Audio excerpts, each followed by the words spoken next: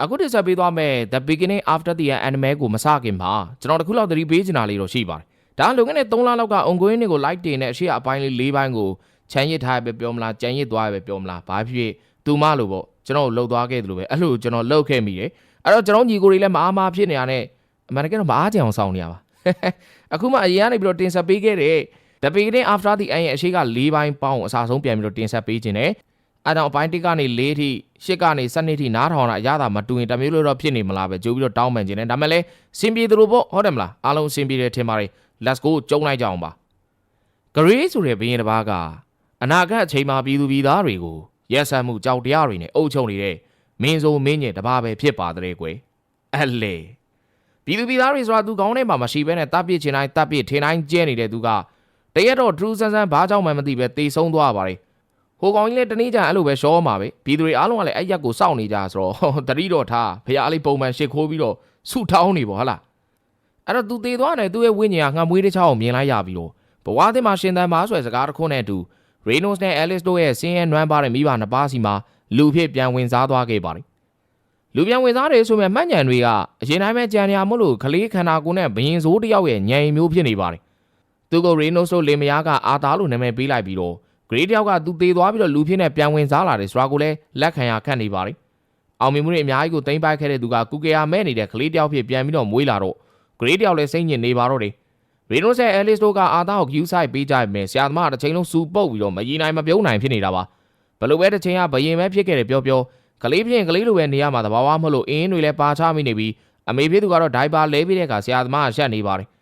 တရက်တော့ထူးဆန်းတဲ့မြင်ကွင်းတစ်ခုကိုမြင်လိုက်ရပါတယ်အဲ့ဒါကတော့သူ့ရဲ့ဖေ Reynolds ကမော်စွမ်းတွေလေးကျင်နေတာကိုပါမော်လက်သီးနဲ့ကြောက်တုံးခွဲပြလိုက်တဲ့ Reynolds ရဲ့ခေါင်းကိုကြောက်ခဲလာမှန်တော့ဘူသီးထသွားတဲ့အတွက်သူ့ရဲ့ခေါင်း Alice ကမော်ပညာနဲ့ကုသပေးလိုက်ပါတယ်Reynolds ကသူ့ရဲ့မော်စွမ်းလက်သီးနဲ့သားရဲတကောင်ကိုတောင်ထိုးတတ်နိုင်တဲ့အစွမ်းရှိပါတယ်သူက Twin Homes Party ဆိုတဲ့အဖွဲ့ရဲ့ခေါင်းဆောင်တယောက်လည်းဖြစ်ပါတယ်အာသာဒီကဘာမှာစွမ်းအားတွေသားရဲတွေကမို့လို့ပေါက်နေတာဖြစ်လို့သူလည်းသူ့ရဲ့မော်စွမ်းကိုအမြန်နိုးထလောင်လုံးမဖြစ်မယ်လို့တွေးနေတာပါအာသာဘရင်ဘွားကစက်တော်ခေါ်ပြီးဆိုရင်လောက်ကျန်ရင်သမားတွေရောက်လာနဲ့အရင်ဘွားကကောင်းကောင်းအိတ်ခဲ့ရတာတွေကိုဒီဘွားမှာအတိုးချပြီးတော့သေအောင်အိတ်ပါတယ်သေအောင်အိတ်တယ်ဆိုတာအိမ်နဲ့သေသွားတာမဟုတ်ပါဘူးအတကုံအိတ်တွေကျုံအိတ်တယ်ပေါ့ဗျာအဲ့တော့ရက်တွေလားတွေကြာလာတော့လေးဘက်ကုန်းလမ်းလေးလျှောက်တက်လာပြီးတော့မိဘတွေလင့်လစ်တယ်လို့ရှိတဲ့အားနဲ့စာကြည်ကန်းတွေကစာအုပ်တွေခိုးဖတ်ပါတယ်အဲ့မှာသူကမြေအောက်မှာရှိတဲ့လူပုမျိုးတွေနေထိုင်တဲ့ Dove တိုင်းပြည်နတ်တငယ်တွေနေထိုင်တဲ့ Illinois တိုင်းပြည်နဲ့လူသားတွေနေထိုင်တဲ့စာပင်တိုင်းပြည်ဆိုတဲ့တိုင်းပြည်၃ခုရှိတာကိုသိလိုက်ရပါတဲ့ကွယ်စာပင်တိုင်းပြည်ကိုအုပ်ချုပ်တာကတော့ Blaine Glader ဆိုတဲ့ဘရင်ဖြစ်ပြီးတော့သူ့မှာက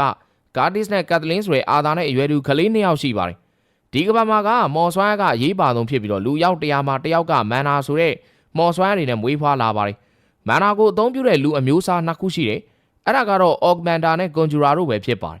Augmenter ဆိုတာကတော့ Reynolds လိုမော်လက်သီးနဲ့ထိုးတဲ့မော်ချောင်းနဲ့ကန်တဲ့လူတွေပြောတာဖြစ်ပြီးတော့သူတို့ကမော်စွမ်းကိုတန်မြောင်လို့အသုံးချကြတာဖြစ်ပါတယ် Conjurer ကတော့မော်စွမ်းကိုမော်ဆရာလို့သုံးချတဲ့လူတွေကိုပြောတာဖြစ်ပြီးသူတို့ကမီးတွေလေတွေရေတွေကိုထိန်းချုပ်ကြပါတယ်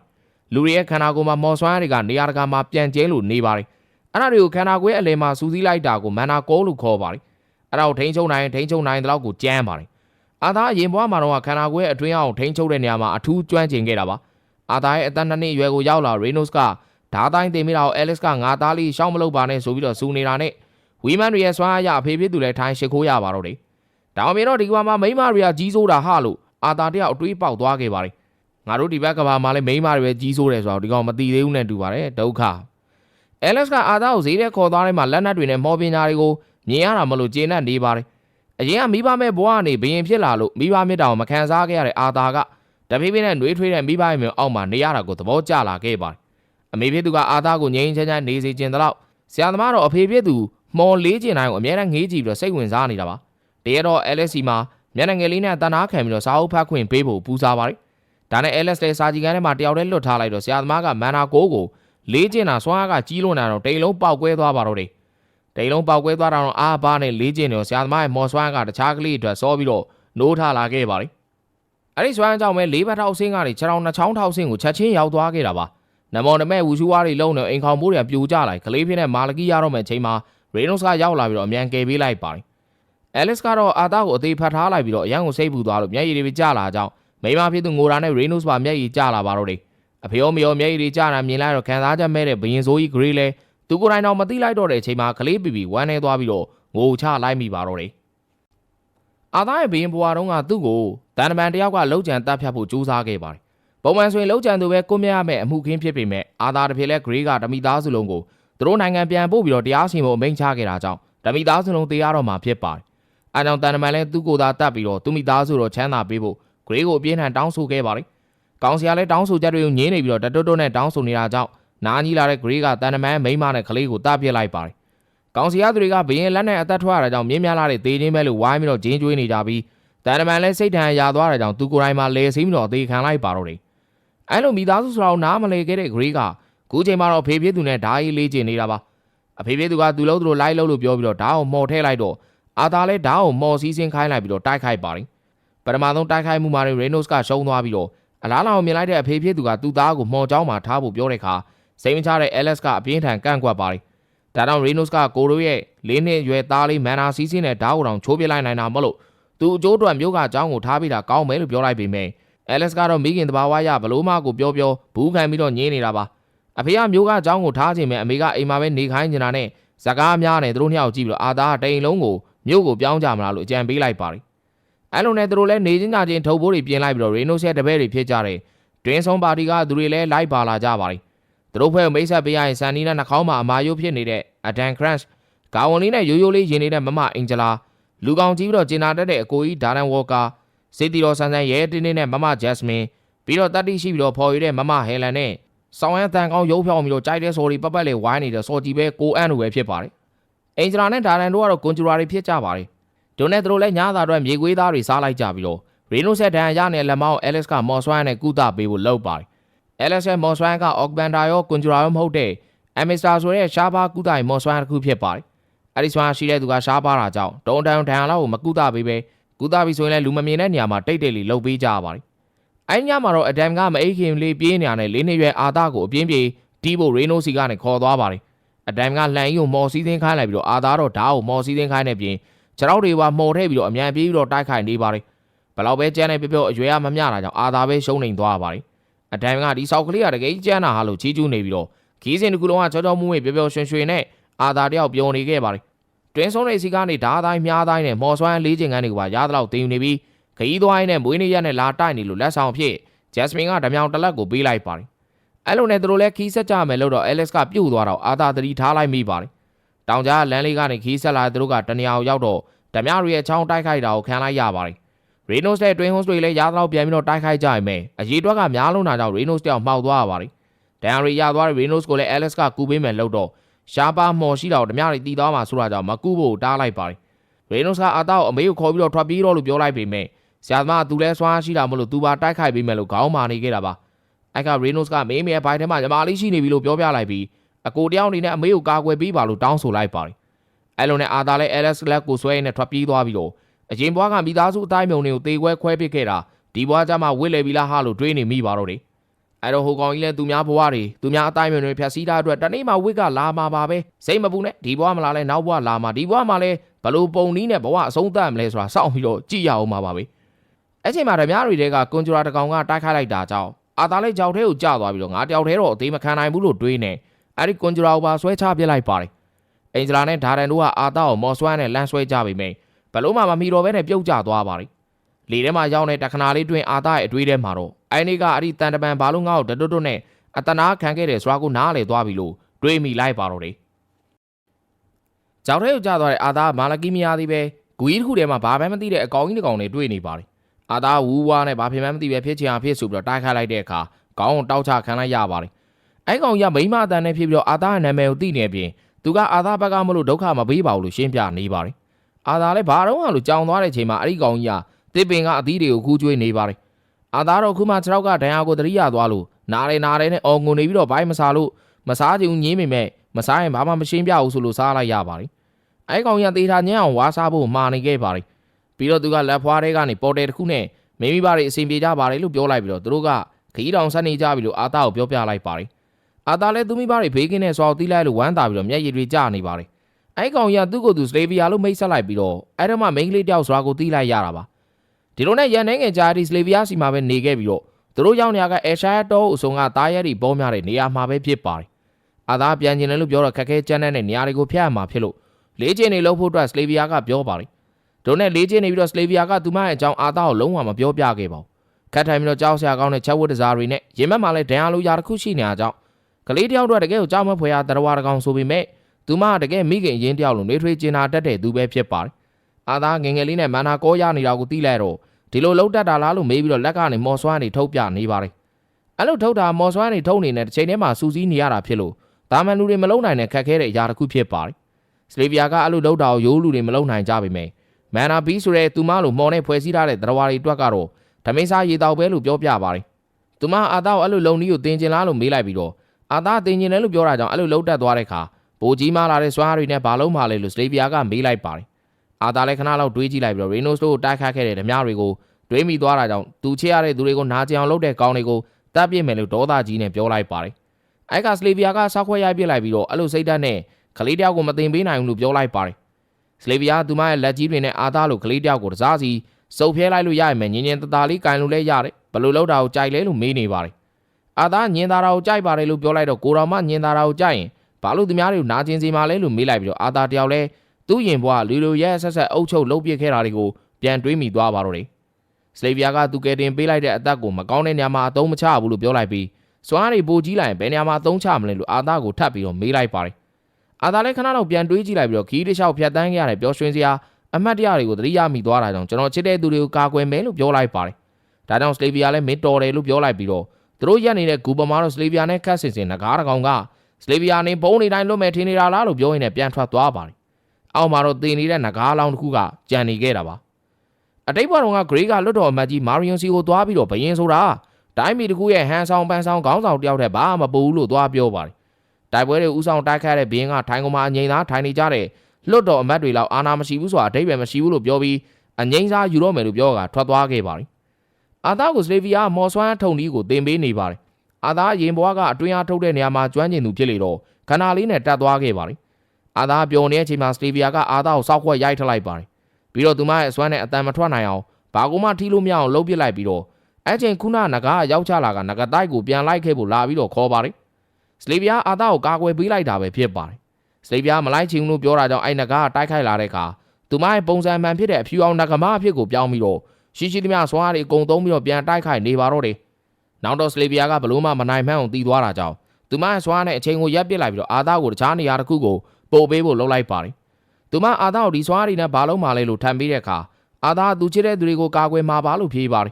ဒါကြောင့်သူမအဖြူအောင်ဥတစ်ခုနဲ့ငှမ်းမွေးတစ်ခုကိုပေးလိုက်ပြီးအာသားကိုနမ်းလိုက်တဲ့အခါမှာအာသားရဲ့ကိုယ်ပေါ်မှာငကမတ်တွေပေါ်လာခဲ့ပါတယ်စလေဗီယာနှုတ်ဆက်ဖို့အချိန်ကျပြီလို့အာသားကိုပြောလိုက်ပြီးတော့တကယ်အာသားကိုအစတည်းကချက်ချင်းပြန်ပို့လိုက်လို့ရပေမဲ့အာသားနဲ့နေရတာကိုသဘောကျသွားတာကြောင့်အချိန်ဆွဲနေခဲ့တာပဲဖြစ်ပါတယ်အာသားလည်းသူ့ရဲ့စွမ်းအားကကြီးတယ်ဆိုပေမဲ့စလေဗီယာကိုကယ်ပေးနိုင်တဲ့ဒီမဟုတ်တာကြောင့်ဝမ်းနေနေပါတယ်အာသားစလေဗီယာကိုမိသားစုဝင်တယောက်လိုတန်းစင်ရှိနေပြီလို့ပြောတဲ့အခါမင်းမအမေရှိပြီးသားမလားလို့မေးတာကြောင့်ကျွန်တော်ကအဖွားတယောက်လိုချစ်တာပါလို့ပြန်ဖြေလိုက်ပါတယ်စလေဗီယာလည်းအဲ့ဖြေကိုသဘောကျသွားပြီးတော့အပေါက်ထဲထည့်ပေးလိုက်တော့အာသားကျွန်တော်နဲ့တူတူလိုက်ခဲ့ပါဖွားဖွားလို့ပြောလိုက်ပေမဲ့နောက်ကျလို့သွားခဲ့ပါပြီနောက်တော့သူမခုနငကားစီမှာအတီးခံလိုက်ပြီးတော့သူမလည်းစွမ်းနဲ့မှုတ်ပစ်လိုက်တဲ့အခါနေအောင်လုံးအနေဆာရောက်သွားခဲ့ကြပါတော့တယ်သူမတည်သွားတဲ့အခါမှာသူ့ရဲ့မျိုးဆက်ဖြစ်လာမဲ့ကောင်မလေးတယောက်ကိုအာသားကိုစောင့်ရှောက်ဖို့တာဝန်ပေးသွားပါတယ်အာသားတခြားနေရာကိုရောက်သွားတော့စလေဗီယာကအရင်ဘွားကမကောင်းတဲ့ဘရင်ဖြစ်ခဲ့တာမဟုတ်လို့ဒီဘွားတော့ကောင်းကောင်းနေတော့ဂရေးဘရင်လို့မှားလိုက်ပါတော့တယ်အာသားလေးတော်တစ်ခုတည်းကိုရောက်သွားပြီးတော့စလေဗီယာကသူ့ရဲ့အရင်ဘွားမှာဘရင်ဖြစ်ခဲ့တဲ့စွာကိုဘလို့သိနေရလဲလို့အန်အော်ရင်ကြံရည်နေခဲ့ပါတော့တယ်အာသားတယောက်တော်ထဲမှာကြောင်ပြောင်းနေတော့မိန်းကလေးတယောက်ရဲ့အော်တန်ကိုကြားလိုက်တာကြောင့်မော်ချောင်းနဲ့အပြေးသွားကြည့်လိုက်ပါတယ်အဲ့ကမှနတ်တငယ်ကောင်မလေးတယောက်ဓမြတွေကဖမ်းလာမြင်လိုက်ရပြီးတော့အာသာလဲဓမြတွေဆိုရင်ပထွေးမုံနေရမလို့တပ်ပေးခြင်းတဲ့အထိကိုတင်းသွားမယ်စလေဗီယာစကားကိုသတိရလိုက်တာကြောင့်စိတ်ပြန်ထိန်လိုက်ပါတယ်သူကဓမြတွေကမျိုးဆက်မှာရောင်းစားတတ်ကြတာကြောင့်အနောက်ကနေကတ်တိုးလေးလိုက်သွားလိုက်ပေမဲ့ခီးထောင်မှာဓမြတွေကနတ်တငယ်မလေးကိုဆွဲစားဖို့တိုင်ပင်နေကြပါတယ်အာသာလဲအမြန်ကယ်မဖြစ်တော့မယ်လို့တွေးမိသွားပြီးတော့သူတို့ရဲ့လဲတွေကိုဆွဲနေတဲ့ဝင်းပလေးတွေကိုသစ်သီးဆေးတွေနဲ့ပစ်ပေါက်လိုက်ပါတယ်အဲ့ကဝင်းပလေးတွေကထအော်ကြတာကြောင့်ဓမြတွေအောင်များသွားတဲ့အခါမှာအာသာမော်လက်သီးနဲ့တယောက်ကိုရင်သိမ့်ပစ်လိုက်ပါတယ်ဓမြရဲ့အော်တန်ကိုကြားလို့နောက်ထပ်ဓမြရောက်လာတော့အနောက်ကနေလဲလီးပစ်လိုက်ပါတော့တယ်အဲ့လိုနဲ့နောက်ထပ်တယောက်ထရောက်လာတော့ဘိုက်ကိုဓာတ်နဲ့လီးလိုက်တဲ့အချိန်ဓမြခေါင်းဆောင်လှဲတွေကထွက်လာပြီးတော့မော်သုံးတက်တဲ့ကလေးဆိုတာရောင်းစားရင်ဈေးတော်ပေါက်တယ်ဟာလို့ပြောလိုက်ပါတယ်ပြီးတော့သူကမော်ဆွမ်းကိုထုတ်လိုက်ပြီးတော့အာသားကိုဝင်ထိုးဖို့လုပ်နေရကြောင်းအမြန်ရှောင်လိုက်ပါတယ်သူကအာသားရဲ့ဓာတ်နဲ့အာသားကိုထိုးဖို့လုပ်နေတော့မီးမော်နဲ့ခြေထောက်ကိုရှိုးပစ်လိုက်ပါတယ်နောက်တော့ဂျက်စမင်ပေးထားတဲ့ဓာတ်နဲ့ဓမြခေါင်းဆောင်ခေါင်းကိုပစ်ပေါက်လိုက်တာကြောင့်နှစ်ဘူးမှာအပေါက်ဖြစ်ပြီးတော့မသားပေါ်သွားပါတော့တယ်ဓမြရဲ့ကနောက်ဆုံးတယောက်ကသူ့ကိုမတတ်ပါနဲ့လို့ငိုယိုတောင်းပန်နေပြီး အာသာမင်းတို့ပြန်ပြီးဆွဲခဲ့လူတွေလည်းအဲ့လိုငိုပြခဲ့မှာပဲလို့ပြောကတပ်ပြစ်လိုက်ပါတယ်နောက်တော့လဲရတက်ရှားကိုသွားခဲ့လိုက်ပြီးတော့အာသာနေနဲ့ပထမဆုံးရွယ်သူကောင်မလေးတယောက်ကိုမြင်ရတာဒါပထမဆုံးဖြစ်ပါတယ်တက်ရှားတို့ပြန်ပြီးဆွဲထားလူဆိုးတွေဘာဖြစ်ကုန်ပြီလဲလို့မေးလိုက်တဲ့အခါအာသာအကုန်လုံးမတော်ဆပုတ်တိုက်မှုလေးဖြစ်ပြီးတော့မသာပေါ်ကုန်ပြီလို့ပြောလိုက်ပါတယ်အဲ့လိုနဲ့အာသာဓမြရဲ့ပစ္စည်းတွေကိုယူပြီးတော့ပြန်ဖို့လို့တော့တက်ရှားကသူမကိုတယောက်တည်းမထားခဲ့ဖို့တောင်းပန်နေပါတယ်အာသာနတ်တငယ်လုံးနေပြီးတော့တောကိုကြောက်နေရလားလို့မေးလိုက်တော့ဒေဝကြီးကလာဖမ်းလိုက်မယ်လို့ဖေဖေကခြောက်ထားလို့ကြောက်တာပေါ့လို့ပြန်ပြောလိုက်ပါတယ်အာသာမင်းရဲ့အိမ်ကဘယ်ဘက်မှာလဲလို့မေးတော့တက်ရှာကအာသာသွားမယ်လမ်းနဲ့စမ်းကြည့်မယ်လမ်းမှာဖြစ်နေစွာကိုတီးလိုက်ရပါတယ်အိမ်ကဝေးလားလို့မေးလိုက်တော့တက်ရှာကပူဆုံကျူလေးတွေကိုလိုက်ဖမ်းနေလမ်းပြောက်သွားတာမဟုတ်လို့တိတ်တော့မွေးလောက်ပါလို့ပြောပြပါတယ်အာသာဒီကဘာကလေးတွေကအုံတော်မရှိလိုက်တာလို့ညီးလိုက်ပြီးသူကိုယ်တိုင်လည်းအရင်ဘွားကလမ်းပြောက်ခဲ့ဘူးတဲ့သူမို့လို့လိုက်ပို့ပေးဖို့ဆုံးဖြတ်လိုက်ပါတယ်သူကဓမြတွေရဲ့ဝင်ပလေးတွေကိုမထိန်ကျုပ်တတ်တာမလို့တခါတည်းတပ်ပစ်လိုက်တော့မယ်လို့တွေးလိုက်ပေမဲ့တက်ရှာဘေးမဲ့လွတ်ပေးလိုက်ဖို့ပြောပါတယ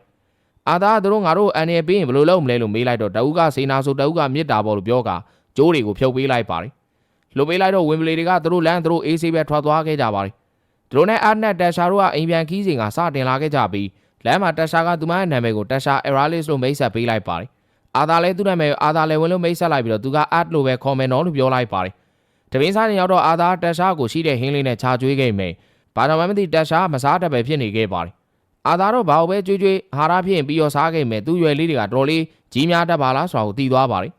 တက်ရှာအရှာတော်လေးကိုဘယ်လိုရောက်လာလဲလို့မေးလိုက်တော့မိသားစုနဲ့ကွဲသွားတာပါလို့အက်ကပြောပြလိုက်ပါတယ်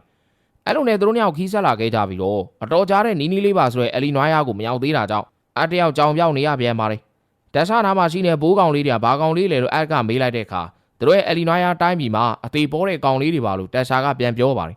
တက်ရှာသူမရဲ့မန်နာဆွားတွေနိုးထလာရင်သူမရဲ့ဆရာစီမသွားလေးချင်းမှလို့ကြွားလုံးထုတ်နေခဲ့ပါတယ်အကအလီနွားယားမှာကြောင်းနေပါတယ်မရှိဘူးလားလို့မေးတဲ့အခါအဲ့ဒီမှာကအတက်တင်ပေးတဲ့ဆရာတွေပဲရှိတာလို့တက်ရှာကပြန်ပြောပြပါတယ်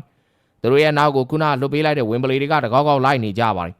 ညဘက်တော့အဲ့ဒီကောင်တွေအက်ကသတိထားမိသွားပြီးတော့တက်ရှာကိုရွက်ပြင်တဲထဲမှာအိတ်ခိုင်းလိုက်ကသူကတော့အပြင်ဘက်မှာကင်းဆောင်နေပါတယ်တက်ရှာကောင်လေးနဲ့မအေးရဘူးလို့အဖိုးကမှာထားမယ်နေအချိန်ငါနဲ့အဲထဲမှာလာအိတ်လို့ရပါနော်လို့ပြောလိုက်တဲ့အခါအက်ကငါမအိတ်ချင်သေးလို့ပါနေမဲ့အိတ်လိုက်ပါနော်လို့ပြန်ပြောလိုက်ပါတယ်တကယ်တော့တက်ရှာတယောက်အက်ကိုအဲထဲမှာလာအိတ်ခိုင်းတာကအက်ကိုအားနာလို့မဟုတ်ပဲတရေကြောက်လို့ပဲဖြစ်ပါတယ်ဒိုနဲ့အက်လက်တက်ရှာနဲ့လူထဲမှာဝင်အိတ်လိုက်ရပြီးတက်ရှာမအိတ်သေးပဲနဲ့လူသားတိုင်းမှာမိန်းမတွေကိုမင်းလုံးအားတိုင်းအတိုင်းယူတတ်ကြတယ်ဆိုတာဟုတ်လားလို့မေးနေခဲ့ပါတယ်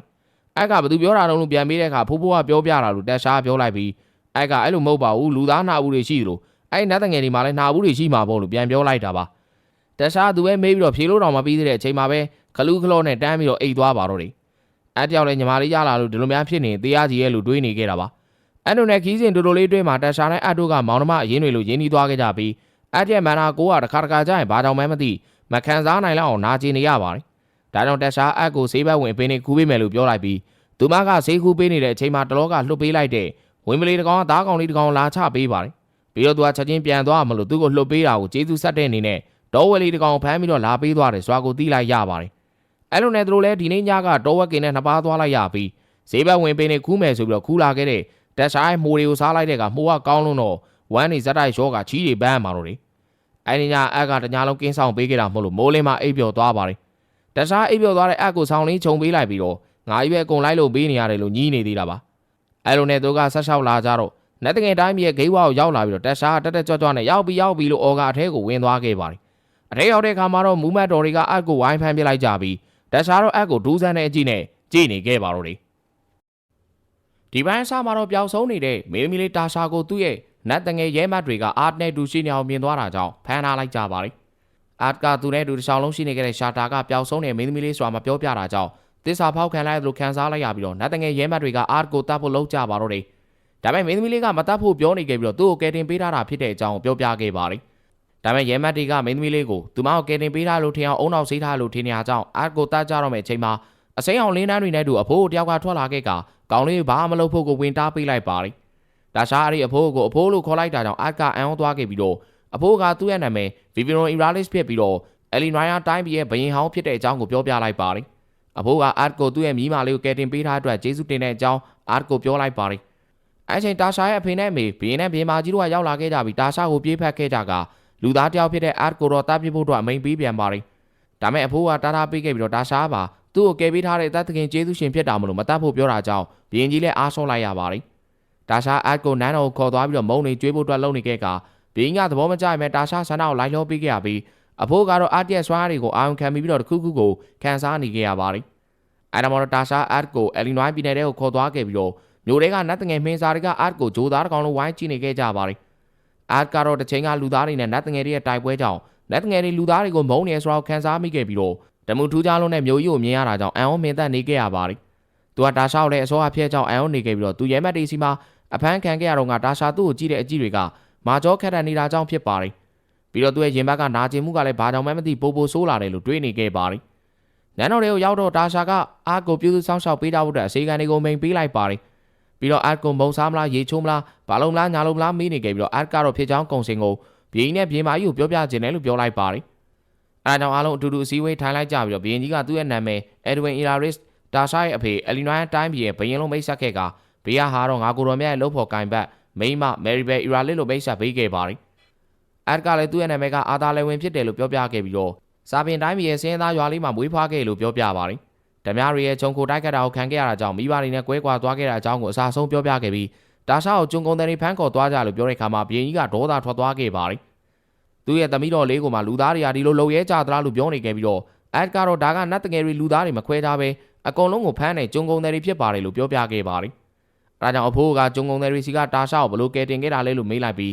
းအက်ကလည်းသူကကလေးတယောက်ဖြစ်ပေမဲ့မော်ဆရာဖြစ်တာကြောင့်သူ့စွမ်းနဲ့နှိမ်နှင်းခဲ့တာဖြစ်တဲ့အကြောင်းကိုပြောပြလိုက်ပါတယ်။ဘင်းကလည်းယုံပါတယ်လို့ပြောတာကြောင့်အက်ကကျေးဇူးတင်လိုက်ပြီးတော့တာရှာကိုကဲတင်ပေးခဲ့တဲ့အတွက်တစ်ခုလောက်တောင်းဆိုပြစေလို့ခွင်တောင်းလိုက်ပါတယ်။အဲဒါကတော့သူကသူ့ရဲ့အိမ်ကနေအဝေးရောက်နေဖြစ်ပြီးတော့ဖြစ်နိုင်တာရှာကိုကဲတင်ပေးတဲ့အတွက်ကျေးဇူးဆက်တဲ့အနေနဲ့အိမ်ကိုပြန်ပို့ပေးဖို့အတွက်ကိုတောင်းဆိုလိုက်ပါတယ်။ဘင်းကတော့လူသားရဲ့နတ်ငယ်တွေနဲ့ကမုံတရားကြီးဂျားခံရကြောင်းလိုက်ဖို့မဖြစ်နိုင်ဘူးလို့ပြောလိုက်ပြီးအရင်ဆိုင်လူသားရဲ့နဲ့မပတ်သက်ချင်ဘူးလို့ပါပြောလိုက်ပါတယ်။အဲဒါကြောင့်အက်ကရိုင်းဆိုင်လူသားတွေလို့မဟုတ်ပဲကျင်နာတတ်တဲ့မြင့်မြတ်တဲ့နတ်ငယ်တွေလို့သဘောထားတာကြောင့်အကူညီတောင်းတာဖြစ်တဲ့အကြောင်းကိုပြောလိုက်ပါတယ်။ဘင်းကတော့အန်ကယ်ကတော့နိုးပါဖြစ်နေလို့တာရှာထလာပြီးတော့ဘင်းကြီးကိုအက်ကိုလိုက်ပို့ဖို့ဆိုတဲ့သဘောနဲ့စိုက်ကြည့်နေခဲ့ပါတယ်။အားကြောင့်ဘင်းဆိုမြတ်အဖေတယောက်ဖြစ်နေကြကြောင့်မနေနိုင်တော့ပဲလိုက်ပို့ဖို့အတွက်ကိုသဘောတူခဲ့ရပါတော့တယ်။စာမင်းတိုင်းပြည်နဲ့အယ်လီနွိုင်းတိုင်းပြည်ဆက်ထားတဲ့ဂိမ်းပေါက်တွေက9နှစ်တစ်ခါမှဖွင့်ပေးတာဖြစ်လို့နောက်တစ်ခါဖွင့်ဖို့ဆိုရင်9နှစ်တောင်ထပ်ဆောက်ရအောင်မယ်လို့ပြောလိုက်ပါတယ်။အားကြောင့်ရဲမတ်တွေနဲ့လိုက်ပို့ပေးမယ်လို့ပြောလိုက်ပြီးတော့စီဝေးကလည်းအဲ့ဒီမှာပြီးဆုံးသွားခဲ့ပါတယ်။အဲ့ဒါမှတော့အက်လက်ရေချိုးနေခဲ့ပြီးတော့ရေမတ်အောင်နဲ့ဒန်းကတဖြည်းဖြည်းနဲ့ပို့ပြီးတော့ဆိုးလာနေကြတာကြောင့်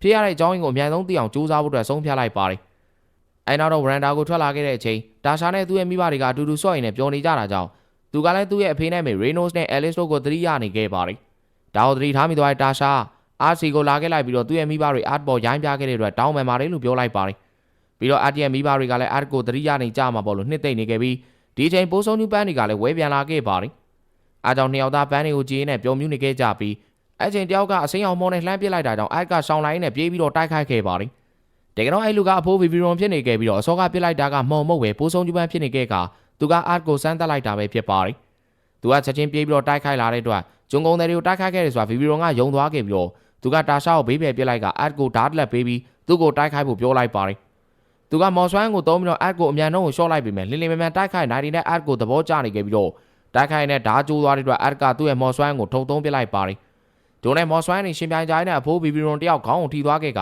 ကလေးတယောက်ဆုံးသွားခဲ့တာကြောင့်ဒူးကြားချီစားဖို့ပြောလိုက်ပါတယ်။ဒါမဲ့တာရှာအဖိုးရဲ့ဖင်ကိုဆွဲစိတ်လိုက်ပြီးတော့တော်လိုက်ဖို့ပြောလိုက်တာကြောင့်ဘီဘီရွန်လည်းတော်လိုက်ရပါတယ်။ပြီးတော့ရေချင်းရှိတဲ့အတ်ကိုသူ့ရဲ့တပည့်လုံးမလားလို့မေးလိုက်ပြီးအတ်ကလည်းချက်ချင်းလက်ခံလိုက်ကဒီပိုင်းလေးကတော့ဒီလောက်နဲ့ပဲဆုံးသတ်ထားခဲ့ပါတယ်။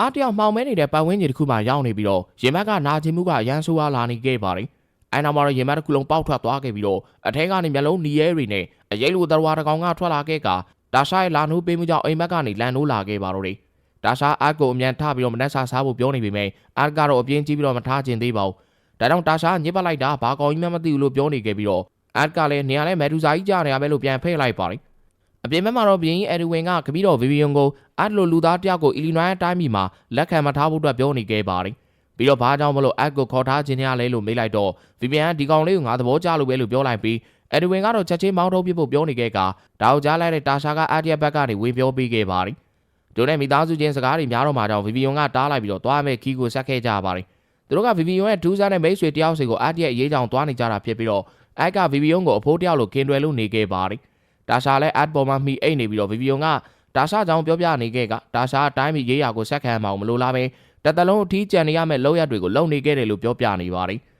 အီလီနွိုင်းပြည်မှာကတာရှာကိုကလေးကားဆလူကြီးဆုံးမင်းသမီးတယောက်ဖြစ်တာကြောင့်အပေါ်ယံဆက်ဆံနေကြတဲ့အကြောင်းကိုပြောပြလိုက်ပြီးအကတော့တာရှာတယောက်သူ့ကိုမင်းသမီးလေးလို့မခေါ်စေချင်တဲ့အကြောင်းကိုနားလည်သွားခဲ့ပါတယ်ဗီဗီယွန်ကတာရှာမင်းနဲ့ဆိုရင်တစ်ချိန်လုံးပြုံးနေတော့တာပဲလို့ပြောပြလိုက်ပြီးတာရှာခုလိုပြုံးနေတာကိုမမြင်ရတာနှစ်တွင်နဲ့ချီပြီးတော့ကြာနေခဲ့ပြီလို့ပြောပြခဲ့ပါတယ်တို့နဲ့ခဏကြာမှတော့ရထားလုံးကရပ်သွားခဲ့ပြီးတော့သူတို့တွေလည်းထူးဆန်းတဲ့နေရာတစ်ခုကိုရောက်လာခဲ့ကြပါတယ်အကတော့ဘီယင်ဟောင်းတစ်ပါးဖြစ်တဲ့ဗီဗီယွန်အောင်တကူတကလာတွေ့ရတဲ့သူကဘသူပါလိမ့်လို့တွေးနေခဲ့ပြီးတော့အဲ့ချိန်ဗီဗီယွန်ကတကားကိုကန်ဖွင့်လိုက်ရင်အထဲကဆုံးမကြီးထွက်ခဲ့ဟာဧည့်သည်တွေပါတယ်လို့အော်နေခဲ့ပါတယ်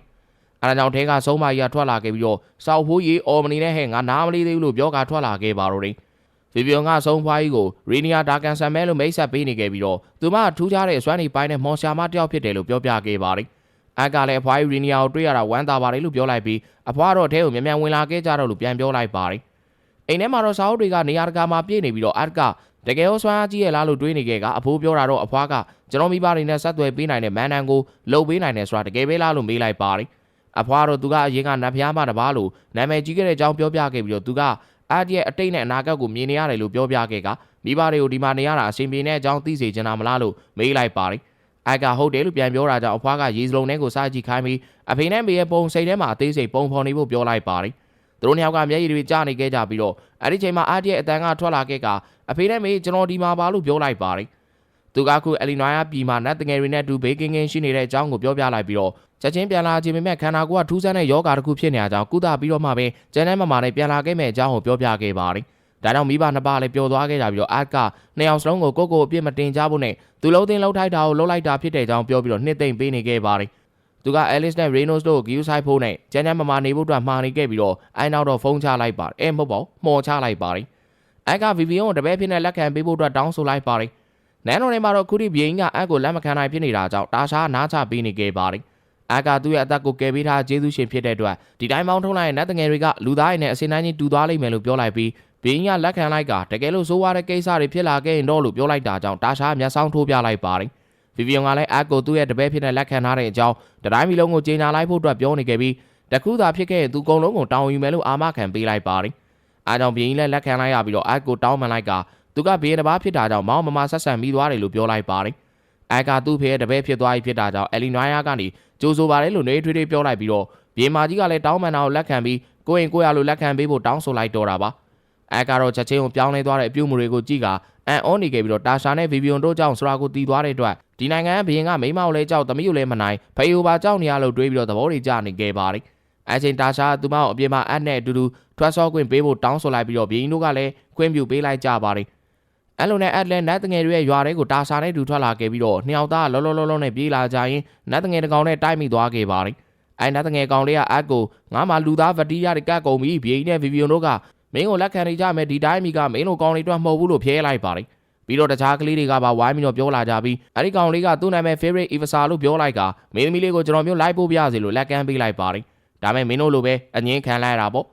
့အကတော့အရှင်က favorite Ivasa လားမြင်းမြန်လာတဲ့အရှင်ရဲ့ကျွန်တော်မျိုးမသိလို့ပါလို့အရွက်တိုက်ပြီးတော့ထွက်သွားဖို့လုပ်ပေမဲ့ favorite ကစိတ်တူသွားတာကြောင့်ဟေ့ကောင်မင်းကိုငါနဲ့စီးချင်းတို့ဖို့စိန်ခေါ်တယ်လို့ပြောလိုက်ပါတော့တယ်အဲကြောင့်တာရှာဘင်းဟောင်းတစ်ပါးကိုယ်တိုင်လေးကျင်ပေးထားတဲ့သူကိုစိန်ခေါ်ရဲနေတာကိုသိက္ခာကိုချနေရလားလို့ပြောပြလိုက်ပြီးfavorite ကတော့အဲ့ဒါကြောင့်ပဲတိုက်ခိုက်ချင်တာလေးလို့ပြောကအက်ကိုစိန်ခေါ်တာကိုလက်ခံပါသလားလို့မေးလိုက်ပါတော့တယ်အက်ကတော့ငါလကွီးနိုင်ငံကြီးကွာတစ်ချိန်လုံးချကျင်နေကြတယ်လီးပဲလို့တွေးလိုက်ပြီးတော့တိုက်ခိုက်ဖို့လက်ခံလိုက်ပါတော့တယ်အဲ့လိုနဲ့သူတို့ညောင်းရဲ့မဟာစီးရင်ထိုးပွဲကြီးကစားတင်လာပြီးတော့အာချောင်းနဲ့ favorite လည်းအက်ရဲ့လက်သီးတသားလေးနဲ့၄၅ခွက်လောက်ကျုံးပြန်ပြီးတော့မှောက်သွားခဲ့ရပါတယ်ဒါကြောင့်တာရှာအက်ကိုဆွဲခေါ်ကထွက်လာခဲ့ကြပြီးနှစ်ယောက်သားတူတူစားကြည့်တဲ့ကိုသွားကမုံတူစားတာတွေလုပ်ခဲ့ကြပါတယ်ပြောရင်တော့ညီလေးတို့ဒီသက်မလုံးနိုင်မဲ့ဟာတွေပေါ့ကွာကဲဒီလိုနဲ့သူတို့တွေကနေရာတစ်ခုမှထိုင်နေကြပြီးတော့တာရှာစကားတွေပြောနေပေမဲ့အက်ကတော့စိတ်ပါမနေခဲ့ပါဘူးသူကမနှက်ပြန်စားတော့မဲ့လေးချင်းကန်အကြောင်းကိုတွေးနေခဲ့ပြီးဒီလေးချင်းကန်တားပြင်းထန်တယ်လို့ဗီဗီယွန်ကပြောထားတာကိုသတိရနေခဲ့ပါတယ်ဒီတိုင်းမှာနေရတာတာမန်လူသားတယောက်ဖြစ်တဲ့အတွက်အရန်ကိုစွားလိမ့်မယ်လို့ပြောပြခဲ့ပြီးတော့နောက်ဆုံးဒီတီးခံတောင်းခံနိုင်ခဲ့ရင်တော့ကြီးမားတဲ့စွမ်းအားကြီးတစ်ခုကိုရလိမ့်မယ်လို့ဗီဗီယွန်ကပြောခဲ့ပါတယ်အက်ကဒီမှာနေရသမျှကာလပတ်လုံးအကောင်းဆုံးစူးစမ်းသွားမယ်လို့တာရှာကိုပြောနေပြီးသူ့ရဲ့အနာဂတ်ကိုလည်းသူကိုယ်တိုင်ပဲရေးမယ်လို့ပြောနေခဲ့ပါတယ်ဒိုနဲ့နောက်နှစ်ယောက်တဲ့အခါမှာတော့အက်နဲ့ဗီဗီယွန်တို့ရဲ့လေးချိန်ကစတင်လာခဲ့ပြီးတော့ဒီပိုင်းလေးကဒီမှာခိတခဏရန်နာထားခဲ့ပါတော့တယ်အက်တယောက်အလီနွိုင်းမှာနေလာခဲ့တာတော့ကြာလာခဲ့ပါပြီပြည်ရင်အတူဝင်နဲ့ဘီမာတို့ကအစည်းအဝေးရှိတာကြောင့်ထွက်သွားခဲ့ကြပြီးတော့တာရှာအက်ကိုသူမလှုပ်ထားတဲ့ဟမ်ဘာဂါတစ်လုံးကျွေးနေခဲ့ကမိမလာလေးတယောက်လှုပ်ပေးထားတဲ့ဟမ်ဘာဂါကိုစားတာနင်တော်လေးကန်ကောင်းတယ်လို့ပြောလိုက်ပါတယ်အဲ့လိုနဲ့အက်ကဟမ်ဘာဂါကိုတကိုက်ကိုက်လိုက်ပြီးတော့သူကိုသူများမိမလာလေးတဲ့အော်ဆိုပြီးတော့စားနေခဲ့ပါတယ် သူတို့နှစ်ယောက်ကဗီဗီယိုရဲ့လေ့ကျင့်ပေးမှုအောက်မှာတိုက်ခိုက်နေခဲ့ကြပြီးတော့နှစ်ယောက်ဆုံးကဒူးကျုံလွန်တာကြောင့်ဗီဗီယိုကနောက်တစ်ဆင့်ထပ်ပြီးတော့တက်ပေးရတော့မှာပဲလို့ပြောနေခဲ့ပါတယ်သူကဓာတိုင်းလေ့ကျင့်ပြီးလို့မောနေတဲ့တာရှာနဲ့အာတုကိုမော်ပညာကျောင်းစတင်ပေးနေခဲ့ပြီးရေမြေလေမီးတဲ့ကဘယ် dress ဆွမ်းအကူသုံးနိုင်မယ်ဆိုတာကတော့မျိုးရုံနဲ့ပဲသက်ဆိုင်တယ်လို့ပြောပြနေပါတယ်ဥမာဖြင့်နတ်တငယ်တွေကလေဆွမ်းကိုပိုင်ဆိုင်နိုင်ကြပြီးတော့ draft တွေကတော့ရေဆွမ်းနဲ့မြေဆွမ်းကိုပိုင်ဆိုင်ထားကြသလိုလူသားတွေကလည်းရေမြေလေမီးဓာတ်ကြီးလေးပါစလုံးကိုသုံးနိုင်ကြပါတယ်ဒါပေမဲ့တယောက်ကိုတစ်မျိုးစီပဲသုံးနိုင်ကြတာဖြစ်ပြီးတော့ဒီမာရီဖတ်ကြီးထဲမှာအကုန်လုံးကိုသုံးနိုင်တာဆိုလို့နေထူးနိုင်တဲ့အန်ကင်မူတို့လိုဆရာကြီးနှစ်ယောက်ပဲရှိတယ်လို့ပြောပြလိုက်ပါတယ်အဲ့ချိန်မှာတာရှာတော့အက်ကဘာလို့သူတို့လိုမော်ဆွမ်းကိုသုံးပြီးတော့ခန္ဓာကိုယ်မလေးကျင်တာလဲလို့မေးလိုက်ပါတယ်အဲကြောင့်ဗီဗီယွန်ကအက်ကသူများရဲ့နဲ့မတူပဲအားနေနေလို့ပြောပြလိုက်ပါတယ်အဲ့ဒီမန်နာလန်းချောင်းထဲမှာတားရဲတကောင်ကရှိနေခဲ့ပါတယ်အဲ့တားရဲကောင်အသီးစိတ်ကြောင့်မန်နာလန်းချောင်းနဲ့ခန္ဓာကိုယ်ညှိတဲ့နေရာမှာပျက်စီးနေတာဖြစ်တယ်လို့ပြောပြလိုက်ပြီးတော့အဲ့ဒါကြောင့်အက်ကနာကျင်နေရတာလို့ပြောပြခဲ့ပါတယ်ပရိသတ်တို့နားလေကြတော့မသိပေမဲ့ကျွန်တော်ကတော့နားမလဲပါဘူးသူတို့ပြောသလိုပေါ့ဗျာဆိုတော့ဇလန်ကိုဆက်ပြောရင်အတ္တရဲ့မန်နာလန်းချောင်းနဲ့ခန္ဓာကိုယ်သေးတာချိတ်ဆက်ပေးရမယ်လို့ဗီဗီယွန်ကပြောပြခဲ့ပါတယ်နတ်တငယ်တွေကအသက်10နှစ်မှာစွမ်းအားတွေနိုးထလာရင်ပါရမီပါတယ်စွမ်းအားကြီးတယ်လို့ပြောတတ်ကြပြီးဒါရှာတော့အသက်9နှစ်တည်းနဲ့နိုးထလာခဲ့တာဖြစ်ပါတယ်အဲ့ချိန်ကသူမအာတ်နဲ့တူလေ့ကျင့်နေခဲ့တာကြောင့်ခုချိန်မှာတော့မော်စွမ်းကိုအတော်တန်3နိုင်နေပြီဆိုပေမဲ့အက်ကတော့အခုမှကိုရဲကသားရဲစိတ်ကိုနှိုးဆွပေးရမှာဖြစ်ပါတယ်တကယ်လို့အောင်မြင်သွားရင်တော့အက်ကရင်မက်အောင်တော်ခံစားတော့မှာမဟုတ်ပဲဘီစတာမာလို့ခေါ်တဲ့သားရဲထိန်းချောင်းသူတယောက်ဖြစ်လာမှာဖြစ်ပါတယ်ဒီလိုနဲ့အစီရင်ကိုစတင်ခဲ့ကြပါတယ်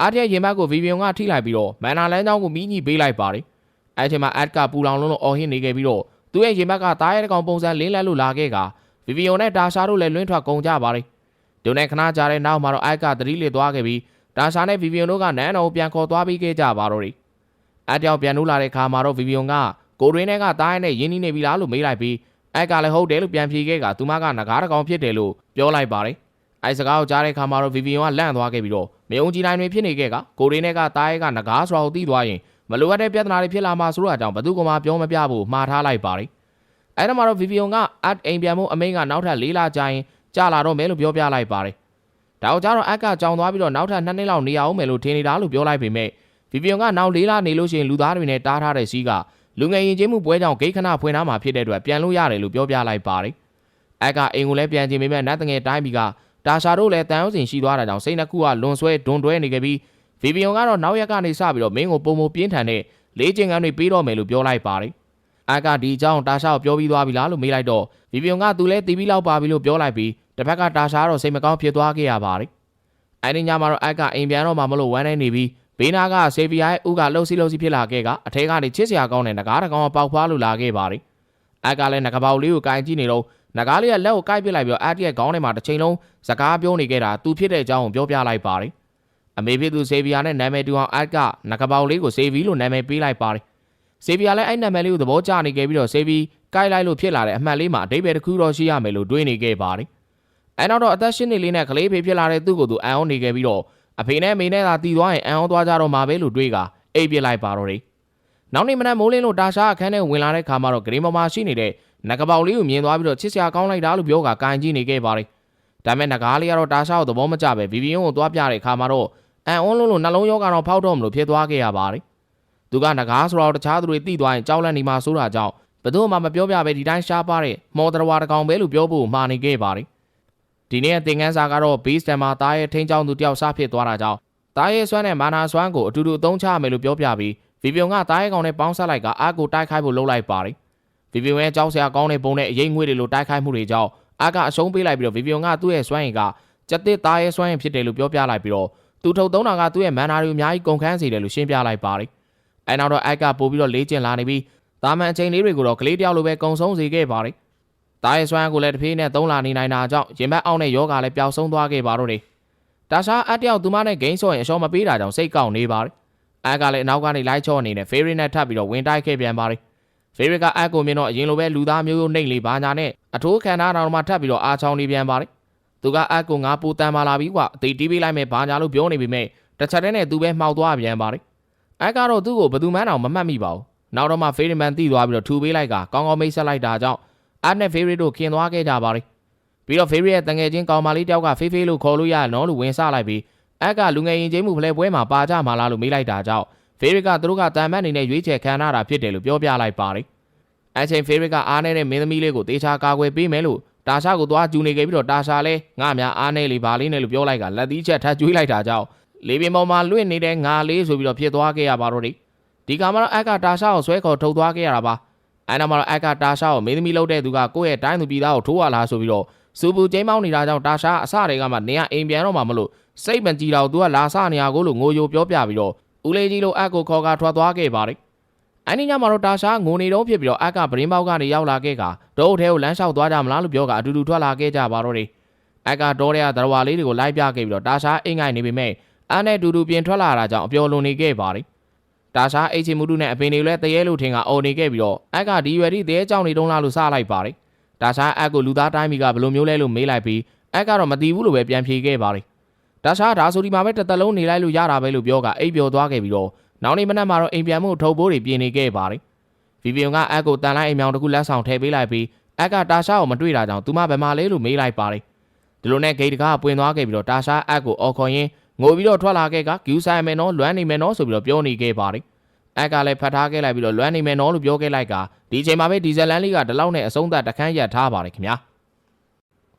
ဒီပိုင်းအစမှာတော့အက်ကဂိတ်ဝါတွေပွင့်လာခဲ့တာကြောင့်အဖေရေနိုစ်နဲ့အမေအဲလစ်တို့စီကိုပြန်လာခဲ့ပါတယ်အိမ်ပြန်လာတော့အဲလစ်တို့ကမယုံနိုင်ဖြစ်နေပြီးတော့ပျော်လွန်းတာကြောင့်အက်ကိုဖတ်ပြီးတော့ငိုပါတယ်အဲလစ်ငိုနေတာမြင်တော့ကောင်မလေးပုစီလေးကမင်းငိုတာမကောင်းမငိုနဲ့လို့ပြောနေပြီးအက်ကဓမြတွေနဲ့တိုက်ခိုက်ခဲ့တဲ့နေ့ကရေနိုစ်ပြောတဲ့စကားတစ်ခုကိုအမှတ်ရသွားခဲ့ပါတယ်အဲ့ဒါကတော့အမေဖြစ်သူမှာကိုဝင်ရှိနေဆိုတဲ့စကားပါပဲအဲကြောင့်အဲ့ဒီကလေးမလေးကသူ့ရဲ့ညီမလေးဖြစ်တယ်ဆိုတော့အက်ကရိပ်မိသွားပြီးတော့တွေ့ရတာဝမ်းသာပါတယ်လို့နှုတ်ဆက်လိုက်ကအဲလစ်ကသမီးလေးအဲ့ဒါသမီးကိုကြီးလေးလို့ပိတ်ဆက်ပေးလိုက်ပါတယ်ကလေးမလေးကလည်းတူတူကြီးလားလို့ပြန်ပြောနေပြီးတော့နောက်တော့အဲကန်ထဲမှာစကားပြောနေကြပါတယ်အဲလစ်ကအက်ကိုအရင်တစ်ခါဖုန်းဆက်မှွန်ဆက်တုံးကနေမကောင်းလို့ပြောတာတတ်တာသွားပြီလားလို့အက်ကိုမေးပါတယ်အက်ကလည်းသူအဆင်ပြေနေပါပြီလို့ပြောလိုက်ပြီးတော့ဘာဖြစ်ရလားညာဖြစ်လားမေးနေတဲ့အဲလစ်ကိုရေနိုစ်ကတော်ပါတော့မိမရဲ့တာမောလာရိုင်ဒီလေးတိုက်လိုက်ပါအောင်လို့ပြောလိုက်ပါတယ်ကလေးမလေးကတော့သူ့ကိုပြစ်ထားလို့စူပုတ်နေပြီးတော့အက်ကနောက်ဆုံးတော့တွေ့ရတာဝမ်းသာပါတယ်လို့ပြောလိုက်တာကြောင့်စလေဗီကကလေးမလေးပေါ်ခုန်တက်ပြီးတော့စော့နေခဲ့ပါတယ်အဲ့ဒါမှတော့အက်ကသူကြုံတွေ့ခဲ့ရသမျှအားလုံးကိုရေနိုစ်ကိုပြောပြလိုက်ပါတယ်ဇေဗီယာအကြောင်းကိုလည်းပြောပြခဲ့ပြီးတော့တာရှာနဲ့တွေ့ခဲ့တာတွေအယ်လီနွိုင်ယာတိုင်းပြည်မှာတေချာဆေးကူတာခဲ့တဲ့အကြောင်းတွေကိုပါပြောပြလိုက်ပါတယ်အဲ့ချိန်စလေဗီကရွာစီထိုးနေကြတော့ရေနိုစ်ကတားရဲ့အကောင်လေးကဘယ်သူလဲလို့မေးလိုက်တာကြောင့်အက်ကဒီကောင်မလေးရဲ့နာမည်ကစလေဗီလို့ခေါ်တယ်ပြီးတော့သူ့ရဲ့အမေကတော့တေတော့မလို့ဖြစ်နေခဲ့ကကယ်တင်မှုစူးစမ်းကြည့်ခဲ့မယ်မရတော့တာကြောင့်မွေးခဲ့ရတာဖြစ်တဲ့အကြောင်းကိုပြောပြလိုက်ပါတယ်အဲ့ချိန်ရေနိုစ်ကတားရဲ့မန်နာဆွမ်းဘယ်ဆင်းရောက်နေပြီလဲလို့မေးလိုက်ပါတယ်အဲကြောင့်အဲလစ်ကရှင်ကလည်းသားလေးကအခုမှပြန်ဦးတာလေဘာတွေလုံးမလို့လဲလို့စူပြီးတော့ပြောလိုက်ပါတယ်သူကတော့ငါသားလေးနဲ့အစွမ်းပြိုင်ခြင်းလို့လေရှင်မရဲ့လို့ပြန်ပြောလိုက်ပြီးတော့အက်ကအဖေအခုဘာတွေလုံးနေလဲလို့မေးလိုက်ပါတယ်ဒါကြောင့်သူက STR အိမ်တော်ရဲ့လုံခြုံရေးကောင်းဆောင်လုပ်နေရလို့ပြောလိုက်ပြီးသူမရဲ့မာနာဆွားကလိမ်မော်ရောင်ဖြစ်နေပြီလို့ပြောပြလိုက်ပါတယ်မာနာဆွားတွေကအယောင်လိုက်ခွဲခြားထားဖြစ်ပြီးတော့အနက်အနီလိမ်မော်အဝါငွေရောင်အဖြူရောင်စသဖြင့်ရှိကြပါတယ်ပြီးတော့အဲ့ဒီရောင်တွေကိုမှအနုနဲ့အရင်အဆင့်ထပ်ခွဲထားပြီးတော့ရင်းနာအနေဆုံးဖြစ်ကပုံမှန်နဲ့အဖျော့တို့ကတော့စွမ်းအားကြီးဆုံးဖြစ်ကြပါတယ်အကသူ့ဖေတယောက်အရင်ကတည်းကစွမ်းအားတွေကြီးလာကြောင်းအန်အောနေပြီးအဖေဖြစ်သူကအက်ရဲ့မန်နာစွမ်းအားကိုမေးလိုက်ပါတယ်ဒါကြောင့်အက်ကအနီအောင်အဖျော့လို့ပြောလိုက်ပြီးတော့သူရဲ့လက်ရှိအဆင့်လိမ်မော်နဲ့တားကိုကတ်နေဖြစ်တာကြောင့်အဖေဖြစ်သူကတေတန်းကွာငါသားငါ့ကိုကြောတက်သွားတော့မှာပဲလို့အော်နေခဲ့ပါတယ်အားကြောင့်ကလေးမလေးကလည်းတေစန်းနဲ့အဖေပြောသလိုလိုက်ပြောနေခဲ့ပြီးတော့အဲလစ်ကကလေးရှိမှဆဲနေလို့ရေနိုစ်ကိုစူးနေပြန်ပါတယ်အားကြောင့်ရေနိုစ်ကအယ်လီနော်လေးကိုဖေပြောသလိုလိုက်မပြောနဲ့နော်လို့ဆုံးမနေခဲ့ပြီးကလေးမလေးကတေစန်းနဲ့တတီတဲကိုတေစန်းနေတာကြောင့်အဲလစ်လည်းစူပုတ်နေခဲ့ပါတော့တယ်အဲနောက်တော့ရေနိုစ်ကအက်ကိုပန်းချန်ထဲမှာသူနဲ့စီးချင်းထိုးမယ်လို့ပြောလိုက်ပါတယ်အဲ့ချိန် STR အိမ်တော်ရဲ့ပိုင်ရှင်ဖြစ်ကြတဲ့ဗင်းစင်နဲ့တာဘတာတို့ရောက်လာပြီးတော့ဗင်းစင်ကရေနိုစ်မင်းရဲ့သားအသက်ရှင်နေဆိုတာတကယ်လားလို့လာပြီးတော့မေးပါတယ်အက်ကတော့သူ့မိသားစုစောင့်ရှောက်ပေးထားတဲ့ဗင်းစင်တို့ကိုထူးဆန်းကြည့်နေပြီးတော့ရေနိုစ်ကသူတို့တွေကိုအားနဲ့မိတ်ဆက်ပေးလိုက်ပါတယ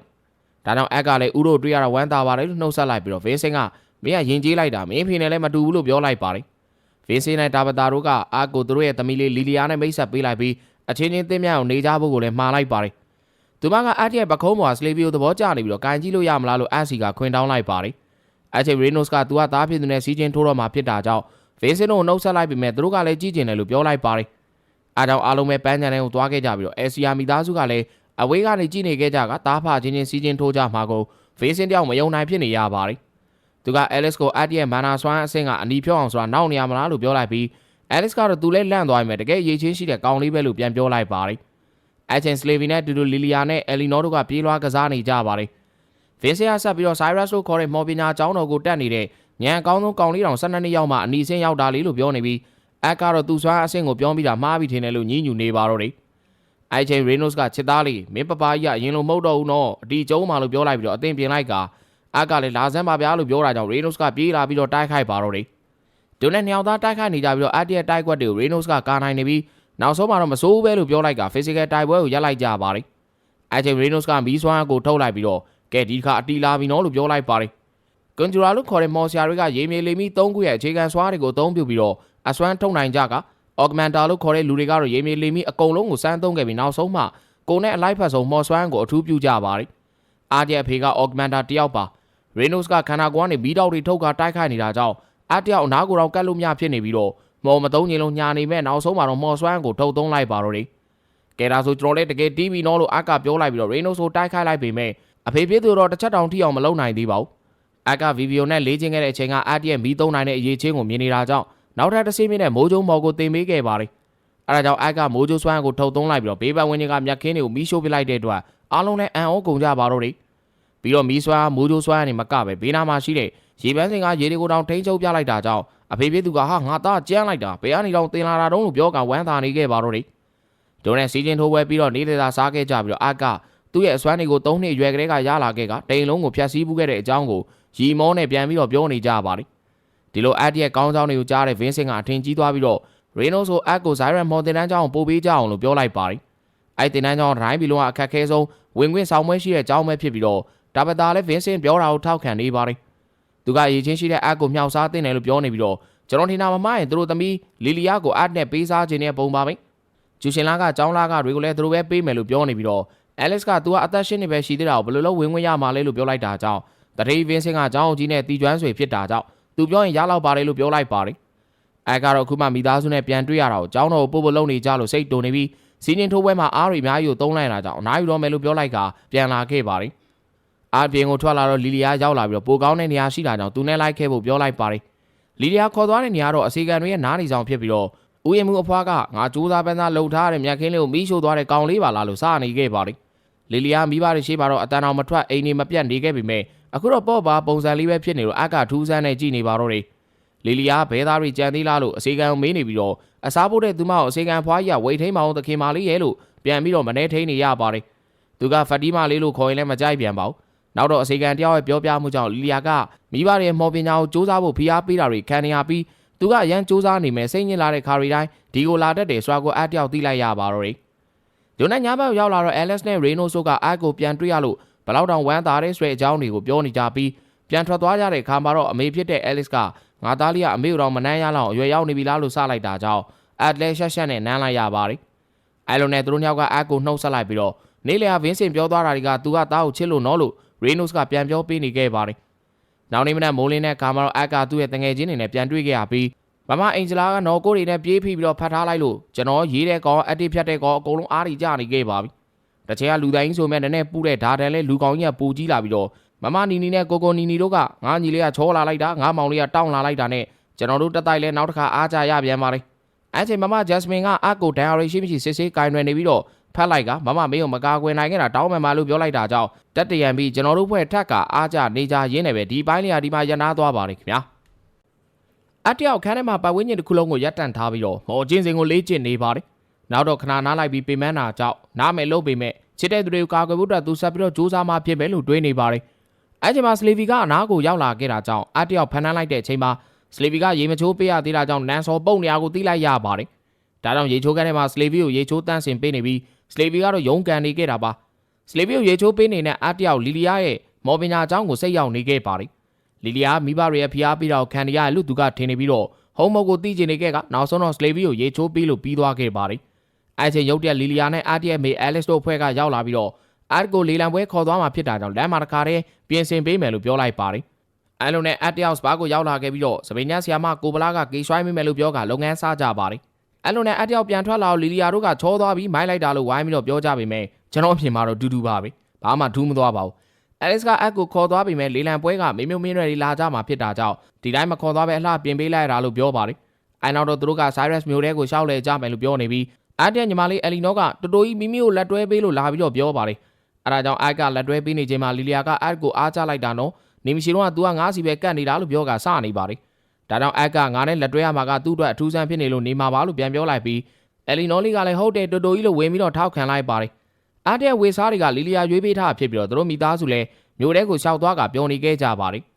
တနေအောင်ရောက်တော့ရုပ်ထုရဲ့လက်မှာဂွင်းစုံအောင်ပြရတဲ့ကစားနည်းကိုကစားနေကြပြီးတော့အဲချိန်ဖယ်ကောင်းချင်းចောင်းသားတွေကလည်းအားတဲ့ခေါင်းကိုမတိချောင်ဆောင်နေပြီးတော့ပြစ်လိုက်ပါတယ်ဒါကြောင့်အိုက်ကောင်တွေကဘသူတွေလဲလို့လီလီယာကိုမေးလိုက်ပြီးလီလီယာကဆိုင်ရက်ចောင်းကចောင်းသားတွေလေသူတို့လည်းဘာကောင်တွေမှတ်နေကြမှမသိပါဘူးလို့ပြောလိုက်ပါတယ်တနေအောင်ရောက်တော့အတယောက်ဆွမ်းအားတွေရဲ့အငွေသက်ကိုခံစားမိလိုက်ပါတယ်အဲငွေသက်တွေကတော့ဆိုင်ထဲမှာပြရောင်းတဲ့တားရဲဆွမ်းရင်လုံးတွေကနေရနေတာဖြစ်ပြီးအဲလစ်ကတားရဲဆွမ်းရင်ကနေရတဲ့မန်နာခိုးတွေဖြစ်ပြီးတော့ဂိုင်ဆောင်တဲ့သူရဲ့အစွမ်းကိုတိုးမြင့်ပေးတယ်လို့ပြောလိုက်ပါတယ်အိုက်ကတော့စွမ်းရင်တွေကိုဝယ်လို့ရတယ်ဆိုတာကိုကြောင်ပြီးတော့အန်အောနေပြီးတားရဲအသိစိတ်ပါတဲ့စွမ်းရင်လုံးဆိုရင်ရွှေပြား100လောက်တန်တယ်လို့လီလီယာရဲ့မေတာဘတာကပြောပြပါတယ်အားကြောင့်အဲလစ်ကသူတို့ရဲ့ဇာတိမျိုးမှာဆိုရင်ရွှေပြား100ဆွာကနှစ်ပေါင်း250လောက်အေးဆေးနေလို့ရတယ်လို့ပြောတာကြောင့်အတယောက်အန်အောနေပါတယ်ဒါပေမဲ့ဒါကလီလန်ပွဲမှာစွမ်းရင်လုံးတွေခဏလောက်ပေးကင်မယ်ပြောပြီးမယ်အက်ကသူ့မှာရှိတဲ့တားရဲစွမ်းရင်နဲ့တင်းတိမ်နေပါပြီလို့တွေးနေခဲ့ပါတယ်အဲချိန်လီလီယာကသူမရဲ့အမေကိုစွမ်းရင်လုံးဝယ်ပေးဖို့ပြောပြီးမယ်အမေဖြစ်သူကတားရဲစွမ်းရင်လုံးရှိတာနဲ့မှော်စွမ်းကိုရမလာနိုင်တာအကြောင်းမရဘူးလို့ညင်းလိုက်ပါတယ်လီလီယာကအမေဖြစ်သူကိုအတင်းတောင်းပန်နေမယ်အမေဖြစ်သူကဝယ်မပေးခဲ့ပဲအက်ကတော့လိုချင်တာမရသွားတဲ့လီလီယာကိုတနာနေပြီးတော့စွမ်းရင်လုံးဝယ်ပေးတဲ့အမေဖြစ်သူကိုကြေးနဲ့သူမကိုဖိအားပေးနေတာအမေမဟုတ်ဘူးပဲလို့သိလိုက်ရပါတယ်အဲချိန်လီလီယာကစားပွဲကနေထသွားပြီးတော့တနေရာကိုထွက်သွားတော့အက်ကမြင်လိုက်တာကြောင့်လိုက်သွားဖို့ဆုံးဖြတ်လိုက်ပါတယ်လီလီယာဆိုင်ထဲမှာတားရဲစွမ်းရင်လုံးကိုဝယ်ဖို့လုပ်နေခဲ့တာပါအဲကစွမ်းရင်လုံးကိုရသွားလဲမော်စွမ်းသုံးလို့ရလာမှာမဟုတ်ဘူးလို့ပြောနေပြီးမဝယ်ဖို့တားပြီးမယ်လီလီယာကတော့သူမရဲ့ဖေပြောတဲ့မော်စွမ်းကိုသုံးနိုင်ပြောရမယ်ဆိုတာကြောင့်မရမကဝယ်ဖို့လုပ်နေခဲ့တာပါဒါကြောင့်အက်လည်းသူမကိုဖိအားပေးနေတာအဖေဖြစ်တဲ့ဆိုတာကိုသိလိုက်ရပြီးတော့လီလီယာအက်ရဲ့လက်ကနေယုံရင်းနဲ့ဖယ်ကောင်းချင်းចောင်းသားရင်းနဲ့တိုက်မိသွားပါတယ်ဒါကြောင့်ဖယ်ကောင်းချင်းလေးတွေကမင်းတို့ကဘာအဆင်းရှိလို့ငါတို့လာတိုက်ရတာလဲဘာညာနဲ့ပြဿနာရှာပါတော့တယ်အပြင်ကစူညံပူညံအတန်တွေကြောင့်ဆိုင်ရှယ်ထွက်လာပြီးတော့တားဖို့လုပ်ပေမဲ့မင်းမျိုးမင်းတွေကောင်းနေဖြစ်နေကြကြောင့်ဘာမှမလုပ်ရဲပဲပြန်ဝင်သွားခဲ့ပါတယ်အဲနောက်တော့ဆောက်ကလေးတွေကအက်ကိုတိုက်ခိုက်ဖို့မီးမော်ကိုစပြီးတော့ထုတ်လိုက်တာကြောင့်အက်ကလည်းမတိုက်ခိုက်ချင်မဲ့မော်စွမ်းကိုထုတ်လိုက်ရပါတယ်ဒါပေမဲ့ဖြစ်ချင်တော့တာဘတာနဲ့အဲလစ်တို့ရောက်လာပြီးတော့အက်တို့တွေကိုတားထားလိုက်ပါတယ်ဆိုင်ရှင်ကြီးကလည်းသူတို့နဲ့စကားများနေရကဆိုက်ရက်ចောင်းသားတွေဖြစ်တာကြောင့်သွားမရှုပ်ဖို့ပြောနေပြီးတော့တာဘတာကတော့သူတို့ဟက်စတီယာမိသားစုကဆိုက်ရက်ចောင်းကိုအလှူငွေတွေအများကြီးထောက်ပံ့ပေးထားတာကြောင့်သူတို့ကလည်းလာမရှုပ်ဖို့ပြန်ပြီးတော့ပြောလိုက်ပါတယ်တို့နဲ့ဖယ်ကောင်းချင်းចောင်းသားလည်းနောက်ပြန်ဆုတ်သွားခဲ့ကြပြီးတော့ဒီသတင်းက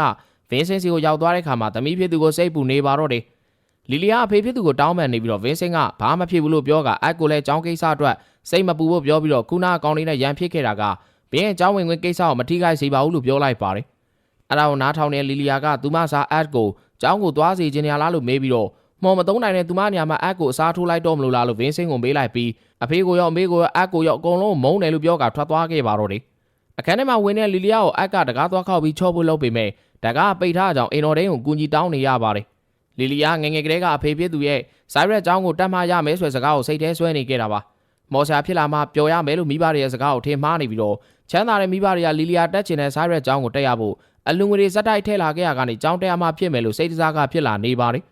အက်ကရောက်လာပြီးတော့လီလီယာကိုဦးလျော့တော်စိတ်ပူနေအောင်ထွက်လာဖို့အတွက်ပြောလိုက်ပါတယ်လီလီယာလည်းအက်ကိုမနာလို့ဖြစ်မိသွားတာကြောင့်တောင်းပန်လိုက်ပြီးတော့ရုတ်တရက်ပေါ်လာပြီးတိမ်လုံးရဲ့ဂူးဆိုင်မှုတွေယူသွားတဲ့အတွက်စိတ်တူမိသွားတာဖြစ်တယ်လို့ပြောပြလိုက်ပါတယ်သူမမော်စွမ်းမသုံးနိုင်တာကြောင့်မိဘတွေကစိတ်ပြတ်နေမှာပဲလို့ပြောနေပြီးအက်ကတော့မိဘတိုင်းလူလူကသူတို့ရဲ့သားသမီးတွေကိုချစ်ကြတာကြောင့်အဲ့လိုမျိုးမတွေးဖို့ပြောပြလိုက်ပါတယ်သူပျောက်သွားတော့ကသူ့ရဲ့မိဘတွေကသူ့ကိုတေမတက်စိတ်ပူနေခဲ့ကြပြီးအခုဗင်းစင်ကသူ့ပေါ်မျောလင်းချက်တွေထားနေတာကလည်းသူကအခုမှရောက်လာလူသေးလေးမို့လို့ပါလို့ပြောတာကြောင့်ငိုကြီးချက်မှလီလီယာလည်းခုမှထပြီးတော့ရည်နေပါတော့တယ်အဲနောက်တော့အက်ကလီလီယာကိုမော်သုံးတက်ချင်လားလို့ဒီပေါက်နဲ့မေးလိုက်ပြီးတော့လီလီယာမိဘတွေကိုသူမကအိမ်ကနေထွက်ပြီးမင်းစာတိုင်းပြည်မှာမော်သွားတဲ့အကြောင်းကိုပြောပြလိုက်ပါတယ်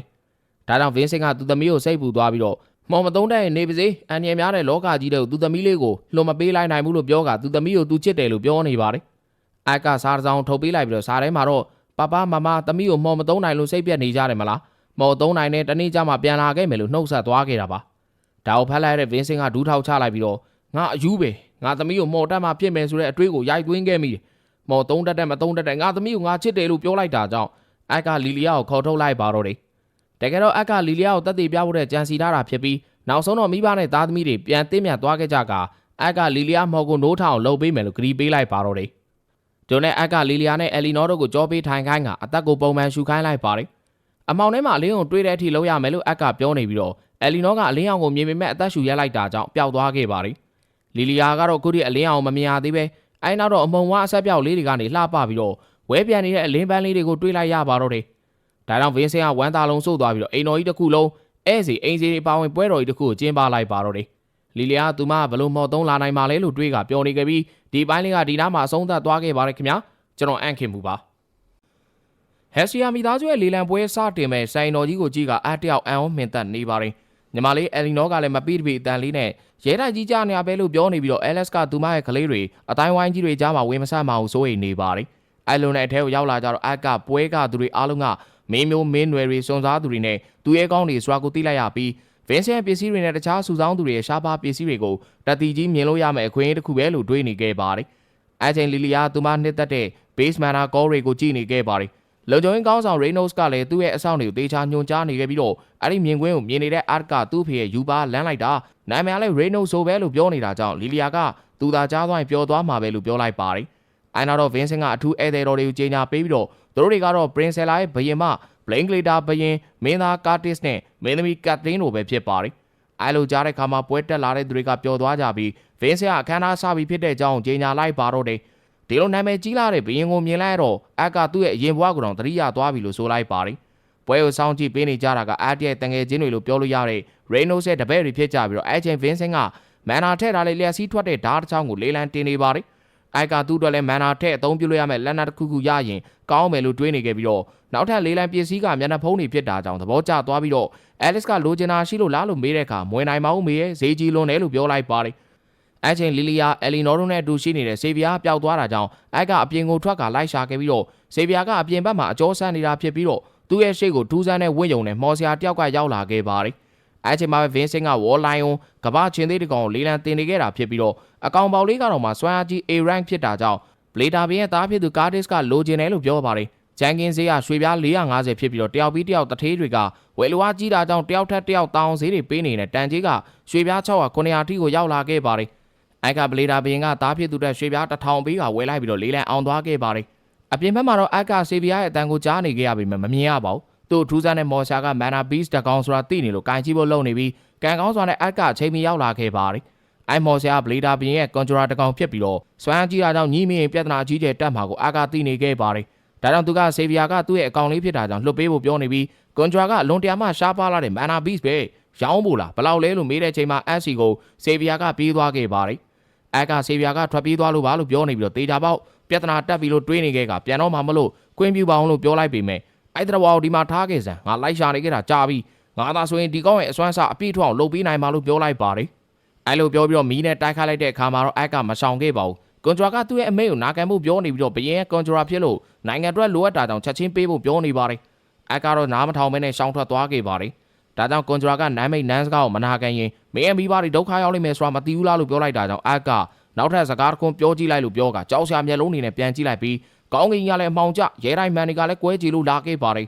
တစ်ချိန်တည်းမှာပဲဗင်းစင်ကအသက်ရှူအားခတ်နေပြီးတော့ဘလေတာဘရင်ကတပ်ဖြတ်လိုစိတ်တွေပြင်းပြနေတာကြောင့်ဖြစ်လာတဲ့စွာကိုရိပ်မိနေပါတယ်ကွန်ထရာတယောက်ကတော့အက်တီရဲ့စွာနဲ့အမျက်ကိုမြင်လိုက်တာကြောင့်ပလက်လန်ပြီးတော့အန်အောတုံလုံးနေခဲ့ပါပြီဒါကြောင့်အက်ကစိတ်လျှော့လိုက်ပြီးတော့အယ်လီနောတယောက်လည်းထပြီးတော့ငိုပါတော့တယ်ဒါကြောင့်အက်ကအားလုံးကိုတောင်းပန်လိုက်ပြီးတော့ဒီလိုဖြစ်အကြောင်းဘလေတာဘရင်ကလုံခြုံရေးကောင်းဆောင် Reynolds ကိုပြေးပေးဖို့လုပ်ပါတယ်အဲ့ချိန်မှာကွန်ဂျရာကထိခိုက်သွားတဲ့သူမရှိတာကြောင့် Reynolds ကိုပြစ်ဒဏ်ရှော့ပေါ့ပေးဖို့ဝင်ပြောပြီးဆေဗီယာကိုစိတ်ဝင်စားနေတဲ့အကြောင်းသူပိုင်ဆိုင်ပြစီလို့ခွင့်တောင်းနေပါတယ်အဲ့ဒီဘိုးတော်ရဲ့နာမည်ကတော့ Sebastian ပါသူကဘလေတာဘရင်ရဲ့ကွန်ဂျရာတယောက်ဖြစ်ပြီးတော့မိသားစုကိုကယ်တင်ပေးခဲ့တာခဏခဏကိုရှိနေပါပြီဒါကြောင့်ဘလေတာဘရင်ကဆေဗီယာကို Reynolds ရဲ့စီကနေတောင်းလိုက်ပြီးတော့ Reynolds ကဆေဗီယာသူနဲ့လည်းဘာမှမဆိုင်သူ့ရဲ့အစွမ်းစားကြောင့်ရခဲ့တာလည်းမဟုတ်တာကြောင့်သူ့ရဲ့သားတော်မောင်အက်ကိုသာမေးလိုက်ပါလို့ပြောပါတယ်အက်ကတော့ဆေဗီယာကအစားထိုးမရနိုင်တာကြောင့်မပေးနိုင်ပါဘူးလို့ရင်ကြီးကြီးရှောက်တင်လိုက်ပြီးဘရင်ကတော့သူရခဲ့တဲ့ဝေါ်လိုင်းနဲ့လဲပေးဖို့ပြောပါတော့တယ်ဝေါ်လိုင်းဆိုတာအမဲလိုက်ဘီးစ်တကောင်ဖြစ်တာကြောင့်အကောင်ပေါက်လေးကလည်းကျန်းလာပါပြီး A rank ဖြစ်ပြီးတော့ဆေဗီယာကိုတာမညာလို့ထင်နေကြကြောင့်ဘရင်ကလည်းလဲပေးဖို့ပြောလိုက်တာပါအားလုံးလည်းသိကြပါလိမ့်မယ်ဆေဗီယာငကားတကောင်ဖြစ်ပါတယ်အိုက်ကဘရင်မင်းမြတ်ကိုဆေဗီယာကိုရောင်းလည်းမရောင်း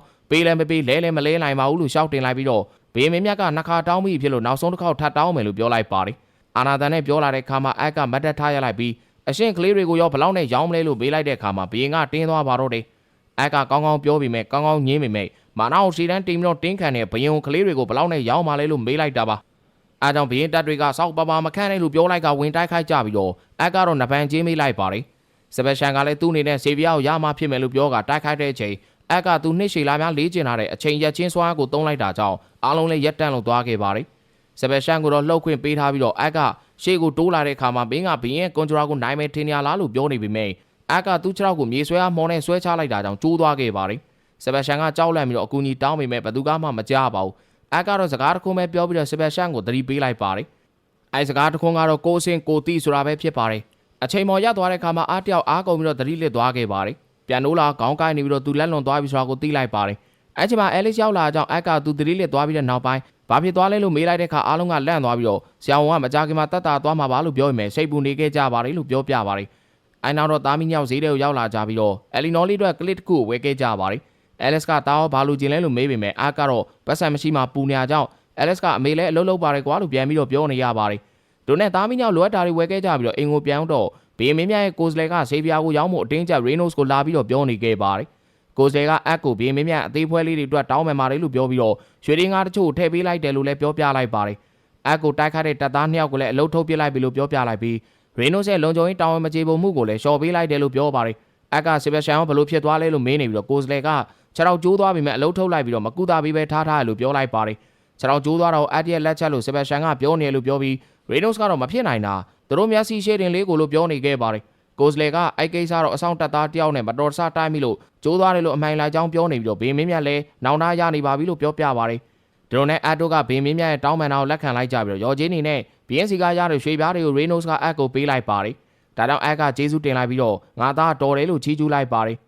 အဲ့ဒီညမှာတော့အက်ကအားလုံးကသူ့ကိုကလေးတယောက်လိုပဲဆက်ဆံနေတော့ဆိုအောင်နားလည်သွားပြီးတော့ဘေးမင်းမြတ်လိုလူစားနဲ့အတိုက်ခံလုပ်ဖို့ဆိုရင်နိုင်ငံတကာနိုင်ငံနဲ့ညီမျှတဲ့စွမ်းအားရှိနေဖို့လိုတယ်လို့ပြောနေပါတယ်နောက်နေ့ရောက်တော့ဇိုင်းရက်ကျောင်းကိုရောက်လာခဲ့ပြီးတော့ဇီဝတ်တကောင်ကိုတွေ့လို့လိုက်သွားတဲ့အခါမော်ဆရာမစင်တီယာစီကိုရောက်သွားခဲ့ပါတယ်ဒီပိုင်းတော့ဒီလောက်နဲ့ပဲပြီးဆုံးသွားပါတယ်စင်တီယာဆိုတာကတော့တခါကအက်ကိုမိဘတွေနဲ့စကားပြောနိုင်အောင်မှော်ဆက်ပေးခဲ့တဲ့သူပါပဲနောက်တစ်ပိုင်းမှာပြန်တွေ့ပါမယ်ခင်ဗျာဇိုင်းရက်ကျောင်းဆိုတာကပညာတတ်တွေစီးပွားရေးသမားတွေခေါင်းဆောင်ကောင်းတွေမွေးထုတ်ပေးနေတဲ့အရှင်းမြင့်ကျောင်းကြီးတစ်ခုဖြစ်ပါတယ်တနိုင်ငံလုံးကထူးချွန်များသူအားလုံးဒီကျောင်းမှာတက်ကြပြီးတော့အခုလက်ရှိမှာတော့အက်တရရှိမှာကျောင်းကြီးကရောက်ရှိလို့နေပါတယ်သူမကအက်ကိုနှုတ်ဆက်လိုက်ပြီးတော့ဘေးစစ်ပြောပြထားတော့ရတကယ်လားအက်ကတကယ်ကိုစွမ်းကြည့်လာလားဆိုတာကိုစမ်းကြည့်ခြင်းနဲ့လို့ပြောလိုက်ပါတယ်။ဒါကြောင့်နှစ်ယောက်သားမှော်တိုက်ပွဲစတင်လိုက်ကြပြီးတော့ကျောင်းကြီးကအက်ရဲ့တန်မားတဲ့စိတ်ဓာတ်ကိုလေးစားနေပြီးအက်ကလည်းကျောင်းကြီးရဲ့ကြီးမားတဲ့စွမ်းအားတွေကိုခံစားမိနေပါတယ်။အက်ကဗင်းစင်မျက်နှာမှာပြက်ရအောင်စွမ်းအားနည်းနည်းလောက်ထုတ်ကြွမယ်လို့တွေးနေပြီးတော့ပထမဆုံးလေစွမ်းကိုသုံးကကြောက်တုံးနေနဲ့ပြစ်ပေါက်လိုက်ပါတယ်။ဒါပေမဲ့ကျောင်းကလက်ဝါးနဲ့တားလိုက်တာကြောင့်အက်ကမီးစွမ်းကိုပြောင်းသုံးပြီးမီးထားနဲ့ပြစ်ပေမဲ့ကျောင်းရဲ့လေစွမ်းနဲ့ကာယံထားတာကိုဘလို့မှဖောက်လို့မရနိုင်ဖြစ်နေပါတယ်။ဒါကြောင့်သူကစွမ်းနဲ့တိုက်ခိုက်လို့မရတဲ့ဆုံးတိုက်ခိုက်ကိုသုံးပြီးတော့ပြေးချမယ်ကျောင်းကကာထားလိုက်ပြန်တာပါဒါကြောင့်အက်လဲလက်ဆော့လိုက်ရပြီးတော့ကျောင်းကမော်ဆွမ်းကတော့နည်းနည်းလိုသေးပေမဲ့တိုက်ခိုက်ရင်းနဲ့ဘတ်စုံမော်မညာမှာထူးချွန်တယ်လို့ပြောလိုက်ပါတယ်အဲနောက်တော့သူမအဆုံးတတ်တော့မယ်လို့ပြောပြီးတော့တတိမလစ်သွားစီနေလို့ပြောလိုက်ကအတန်ဆွမ်းကိုထုတ်လွှင့်ပြီးတော့တိုက်ခိုက်နေပါတယ်အက်ကတခါမှမမြင်ဘူးတဲ့ဘသူနဲ့မှမတူတဲ့အတန်ဆွမ်းတိုက်ခိုက်ပုံကြောင့်အန်အောနေပြီးတော့ကျောင်းရဲ့အတန်တိုက်ခိုက်မှုတောင်းခံနိုင်တဲ့အက်ကိုစမ်းသပ်မှုအောင်မြင်ပါတယ်လို့ပြောလိုက်ပါတယ်ကျောင်းကမီးဆွမ်းနဲ့မြေဆွမ်းကိုသုံးနိုင်တာလားလို့မေးတဲ့အခါအက်ကရေဆွမ်းနဲ့လေဆွမ်းလဲသုံးနိုင်ပါတယ်လို့ပြန်ဖြေတာကြောင့်ကျောင်းကဒီလောက်ထိရောက်လာခဲ့ကသူ့ကိုတခုပြောချင်နေရလားလို့မေးလိုက်ပြန်ပါတယ်ဒါကြောင့်အက်ကကျောင်းမှာရှိတဲ့ဩဇာအာဏာလိုမျိုးလိုချင်တယ်လို့ပြောလိုက်ပြီးတော့အဲ့ဒီအာဏာပါဝါတွေနဲ့မိသားစုကိုကာကွယ်ချင်တာကြောင့်ကျောင်းကိုသူ့ရဲ့ဆရာမတယောက်ဖြစ်စေချင်တာလို့ပြောလိုက်ပါတယ်ဒါကြောင့်ကျောင်းကဒီစကားအတော်ရိုင်းတာပဲလို့ပြောလိုက်ပြီးမင်းကိုမင်းအရန်ယုံကြည်နေရလားလို့မေးလိုက်တဲ့အခါအက်ကမင်းနဲ့ထိုက်တန်တဲ့အရာကိုပေးနေရပါလို့ပြန်ပြောလိုက်ပါတယ်အက်ကကျောင်းတက်ရမယ်ဆိုရင်တခြားကလေးနဲ့အရွယ်တူမှတက်ချင်တယ်လို့ပြောပေမဲ့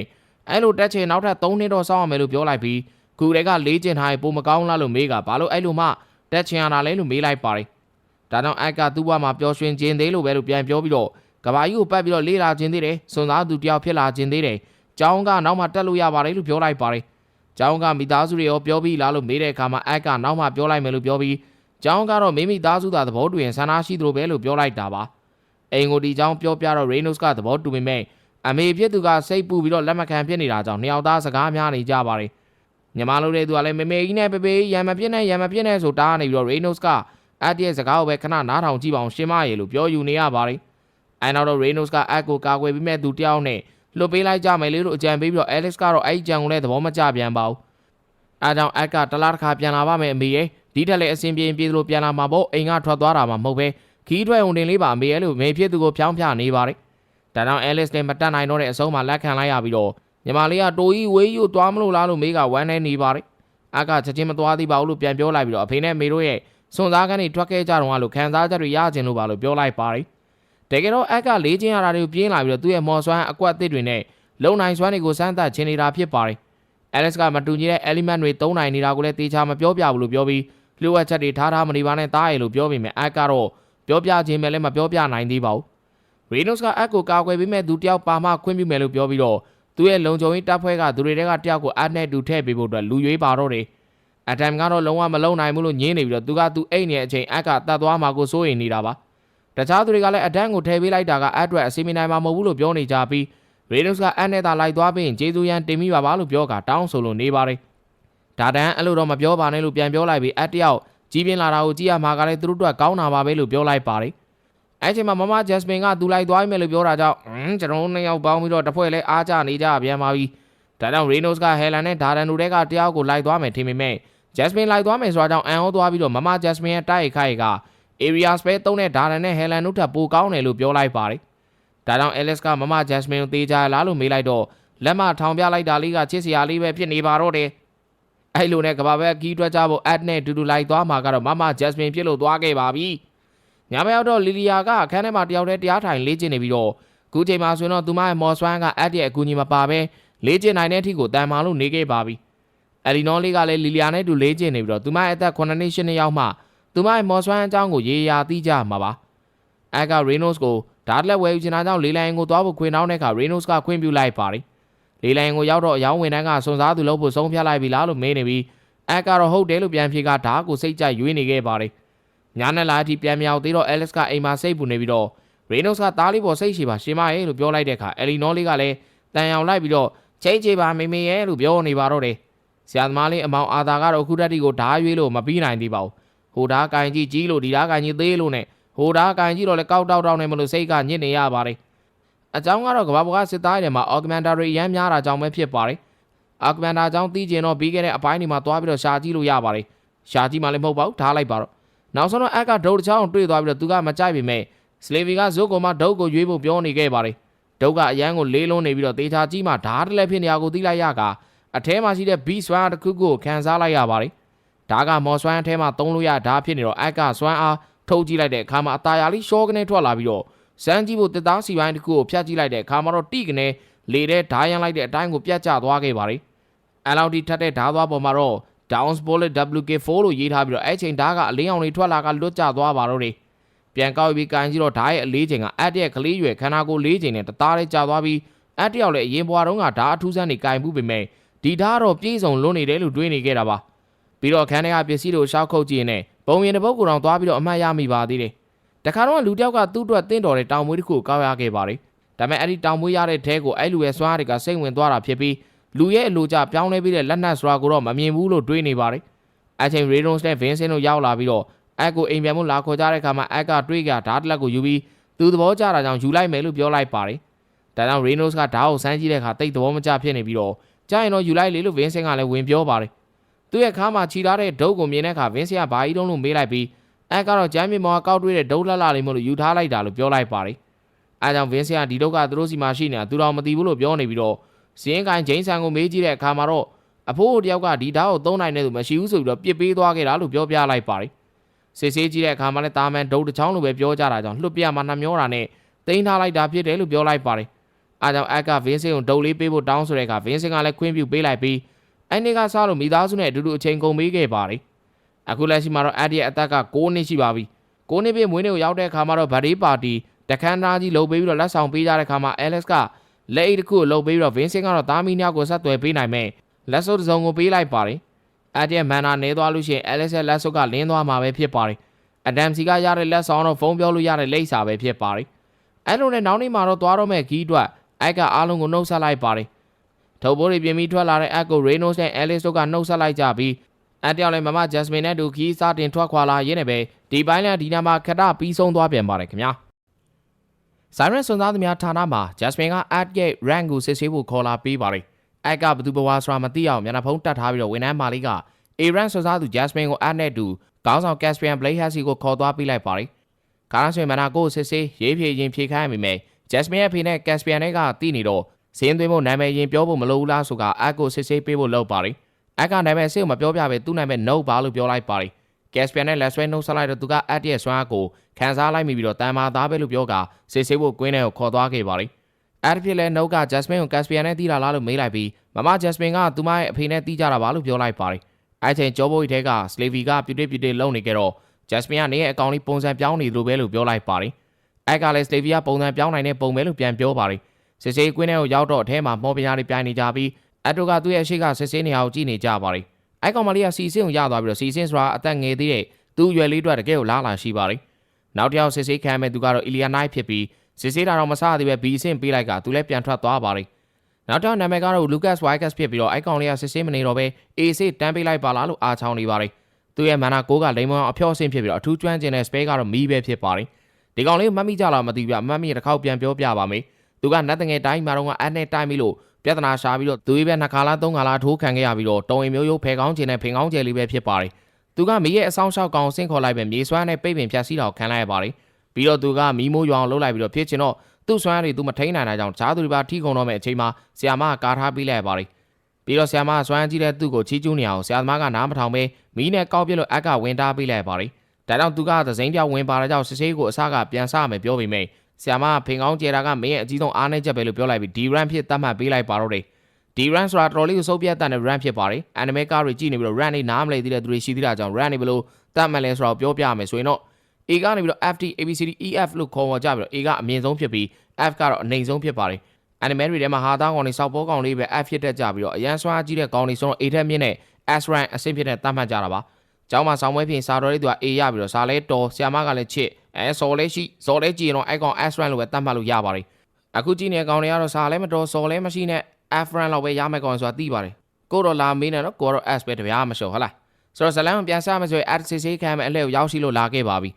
သူကစစ်စေးပေးမဲ့ဆရာကနာမည်မေးနေတော့ Caspian ဝင်လာပြီးတော့သူစစ်စေးလိုက်မယ်လို့ပြောလိုက်တာကြောင့်ဆရာလည်းကြောင်သွားပြီးတော့ Caspian လို့ A အဆင့်မော်ဆရာနဲ့ at နဲ့တိုက်ခိုက်တော့မှာပဲဖြစ်ပါတယ်စစ်စေးမှုစတဲ့တယောက်သားတိုက်ခိုက်လိုက်ကြပြီးတော့ at ကို B အဆင့်သတ်မှတ်ပေးလိုက်ပါတယ်ဒါကြောင့် at ကတရားဝင်စွန်သားသူတယောက်ဖြစ်သွားပြီးတော့ဆရာမတွေကတနေတဲ့နဲ့ B အဆင့်ကလေးတွေအများကြီးရောက်လာကြလို့အန်အောနေကြပါတယ်ဒါကြောင့် Caspian မေးကြည့်ကြတော့လွန်ခဲ့တဲ့6လကမျိုးနယ်စု3စုရဲ့ရင်ကျင်းမှုဖလှယ်ပွဲပြီးမှလူတွေမကပဲနတ်တငယ်တွေလူပို့တွေပါစွန်စားသူတွေဖြစ်ခွင့်ပေးလိုက်ကြလို့ပြောပါတယ်လူကတ်ဝိုက်ကတ်ကစာပင်တိုင်းပြည်ရဲ့နတ်တငယ်တဝက်လူတဝက်တယောက်ဖြစ်ပြီးတော့သူဘလို့မွေးလာဆိုတာတော့မသိရဘူးလို့ပြောပြလိုက်ပါတယ်ဝိုက်ကတ်ကမိသားစုကမော်ဆရာတွေကိုတရားမဝင်နီးလန်းနေနဲ့မွေးထုတ်ပေးတတ်ကြတယ်လို့ကောလာလာတွေရှိပြီးတော့ဆရာမကဒါဆိုအီလီယာနိုက်ဆွဲကောင်လေးကောင်နတ်တငယ်လေးလားလို့မေးလိုက်ပါတယ်အီလီယာနိုက်ကိုမစစ်ဆေးတော့ပဲဘာလို့ဘီအဆင့်တန်းပေးလိုက်တာလဲလို့မေးလိုက်ပြီးကက်စပီယန်ကအဲ့ဒီကောင်လေးရဲ့နောက်ွယ်မှာထောက်ခံပေးမဲ့သူရှိနေလို့ပြောပြလိုက်ပါတယ်လူပုတိုင်းပြည်မှာပြိုးထောင်ထားတဲ့လူသားလေးတယောက်ရှိပါတယ်အဲ့ကလေးကအီလီယာနိုက်ဖြစ်ပြီးတော့လူသားရည်နဲ့တင်းနီးနေနိုင်ဖို့လူပုတိုင်းပြည်ကလွှတ်လိုက်တာပဲဖြစ်ပါတယ်ဆရာမျက်နှာဖုံးတတ်ထားတဲ့ကောင်လေးကရောလို့မေးတဲ့အခါကက်စပီယန်ကသူ့အကြောင်းတော့လလမမသိရပဲလူသားတိုင်းပြည်အတော်ဆုံးမီးမော်ဆရာမဂျက်စမင်ကထောက်ခံပေးထားလို့သာလက်ခံလိုက်တာလို့ပြောလိုက်ပါတယ်ကက်စပီယန်တယောက်သဘောကျဆုံးကတော့အက်ရဲ့ဓားလွှဲချက်ဖြစ်ပါတယ်ကလေးတယောက်ဖြစ်တာကြောင့်ကိုယ်ကနိုင်သေးမယ်ကြီးလိုင်းကြောက်စရာကောင်းတဲ့သူတယောက်ဖြစ်လာလိမ့်မယ်လို့သူကပြောလိုက်ပါတယ်ဒါပေမဲ့တော့အက်က အီလီဂျာနဲ့ဝင်တိုက်ပြီးတော့အီလီဂျာကအက်ကိုစစ်ဆေးပွဲမှာတော့သွားတားလိုက်တာကဒါကိုရုပ်ပေါက်လွန်တယ်လို့ပြောလိုက်ပါတယ်ဒါပေမဲ့အက်ဝင်မတိုင်းလည်းသူဝင်တားမိပါပဲလို့ပြောနေပြီးအဲ့ချိန်မှာလူကတ်ကဘီအစ်စ်နေစုနေကြလားစောက်ဘောလေးလို့လာပြီးတော့အာလာချောင်းပါတယ်ဒါကြောင့်အက်က RAM မတွေ့မပေါင်းကွာလို့ပြန်ပြောလိုက်တာကြောင့်လူကတ်ကအက်ရဲ့အင်ဂျီကော်လန်လာဆွဲပါတယ်ဒါပေမဲ့လူတွေကြည့်နေကြလို့လှုပ်ပေးလိုက်ပြီးတော့အဲ့နောက်တော့လူကတ်နဲ့အီလီဂျာတို့နှစ်ယောက်ထွက်သွားကြပါတယ်မမဂျက်စမင်ကအက်ကိုတနေရာအတူတူသွားကြအောင်လို့ပြောပြီးတော့ဘီစ်ဂျက်ဆာအမြေတနေရာဖြင့်အစင်းနှိမ့်နဲ့စွန်စားသူတွေလေးကျင်းတဲ့နေရာကိုခေါ်လာပေးခဲ့ပါတယ်။တို့နဲ့သူတို့နှစ်ယောက်သွားကြမယ်နေရာကိုပြေးထွက်လာခဲ့ကြပြီးဂျက်စမင်ကအပြေးမြန်တာကြောင့်အက်လည်းအန်အောနေခဲ့ပါတယ်။အဲ့ချိန်သူတို့နဲ့မနီမွေးမှာကြောက်စရာကောင်းတဲ့တောဝက်ပုံစံမွန်စတာကြီးကရောက်ချလာပြီးတော့လူတွေကိုစားပစ်နေတာကိုမြင်လိုက်ကြရပါတယ်။အဲ့မွန်စတာကဒီမီတဝိုင်းမှာမရှိတာကြောင့်ဂျက်စမင်ကပြေးကြည့်လိုက်တော့လောင်ချိုင်းတစ်ခုနဲ့တူလူတွေတေးနေအောင်တွေ့ရတာကြောင့်အရှင်ဖမ်းလာကြတာဖြစ်လိမ့်မယ်လို့ကောက်ချက်ချလိုက်ပါတယ်။အဲ့ချိန်တောဝက်ကြီးကအက်တို့မြင်သွားပြီးတော့ပြေးပြီးတော့တိုက်ခိုက်တော့မယ့်ချိန်မှာအက်တို့ကရှောင်လိုက်ကြပါတယ်။တောဝက်ကရှာရှိကြီးနဲ့လှမ်းပြီးတော့တိုက်ခိုက်နေပြီးတော့ဂျက်စမင်ကအက်ကိုပြေးဖို့အတွက်ပြောလိုက်ပြီးသူမတော့တောဝက်ကြီးကိုတိုက်ခိုက်နေပါတယ်ဟန်ချက်မထိန်နိုင်တော့ပဲဝက်စားတာခံတော့မဲ့ဂျက်စမင်ကိုအက်ကကယ်တင်ပေးလိုက်ပါတယ်နောက်တော့ဝက်ကြီးကတခြားစုံသားသူတွေဘက်ကိုဆက်ရောက်သွားပြီးတော့ဂျက်စမင်ကစုံသားသူတွေရှေ့ကနေပိတ်ရက်ကကာကွယ်ပေးဖို့လှုပ်လိုက်ပါတယ်အက်ကသူဝင်ပါပေးမှဖြစ်တော့မယ်ဆိုတာကိုသိလိုက်တာကြောင့်ဓာတ်ကိုထုတ်ပြီးတော့ဝင်ကျုံးလိုက်တဲ့ကဝက်ကြီးလည်းတခါတည်းရှုံးသွားခဲ့ပါတယ်ဂျက်စမင်ကအက်ကိုဝင်မပါဘူးပြောနေကြဝင်ပါလို့ပါအောင်ညှစ်ပြီးတော့အပြစ်ပေးတဲ့အခါကျွန်တော်ညီကိုလည်းအားကြလို့နေရပြန်ပါပြီ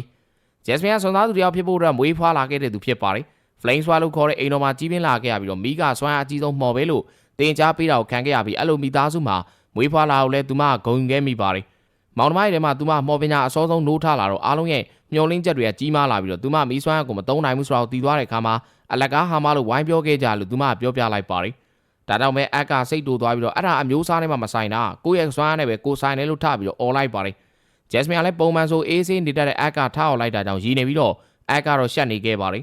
အဲ့လိုနဲ့ Jasmine လေးအိတ်သွားတော့အက်ကမီးပုံဘေးမှာထိုင်နေပြီးဒီမြင်ကွင်းတော့ဟိုနတ်တငယ်မလေးတာရှာကအဖိုးဗီဗီယွန်ရဲ့ဖန်လုံးထဲကနေတစ်စင်ချောင်းကြည့်လို့နေပါတော့တယ်သူကအက်ကိုစော်လေးတွေတယောက်ပြီးကြောင်းနဲ့ရှောက်သွားနေလို့စိတ်ဒိုနေရဖြစ်ပြီးတော့အဲ့ချိန်အဖိုးဗီဗီယွန်ကရောက်လာခဲ့ပါလေသူကအက်ကိုတစ်ချိန်လုံးချောင်းနေပြီးတော့တဝင်းတွန်နေမဲ့အစားအရေးပါတစ်ခုလုံးလိုက်ပါလားသမီးလေးရဲ့လို့ပြောပြီးတော့မော်ဆောင်ကြီးတစ်ခုကိုထုတ်ပေးလိုက်ပြီး The beginning after the end anime လေးရဲ့ season 1ကတော့ဒီညပိုင်းပဲအဆုံးသတ်လို့သွားခဲ့ပါတော့တယ်ခင်ဗျာ season 2ကလိုင်းလာမယ်မလိုင်းလည်းမလာဘူးကြာရင်ကြာမယ်မချိုင်လည်းမကြောက်ဆိုတော့ပြန်တွေ့ပါမယ်နော်အားလုံးကိုကျေးဇူးတင်ပါတယ်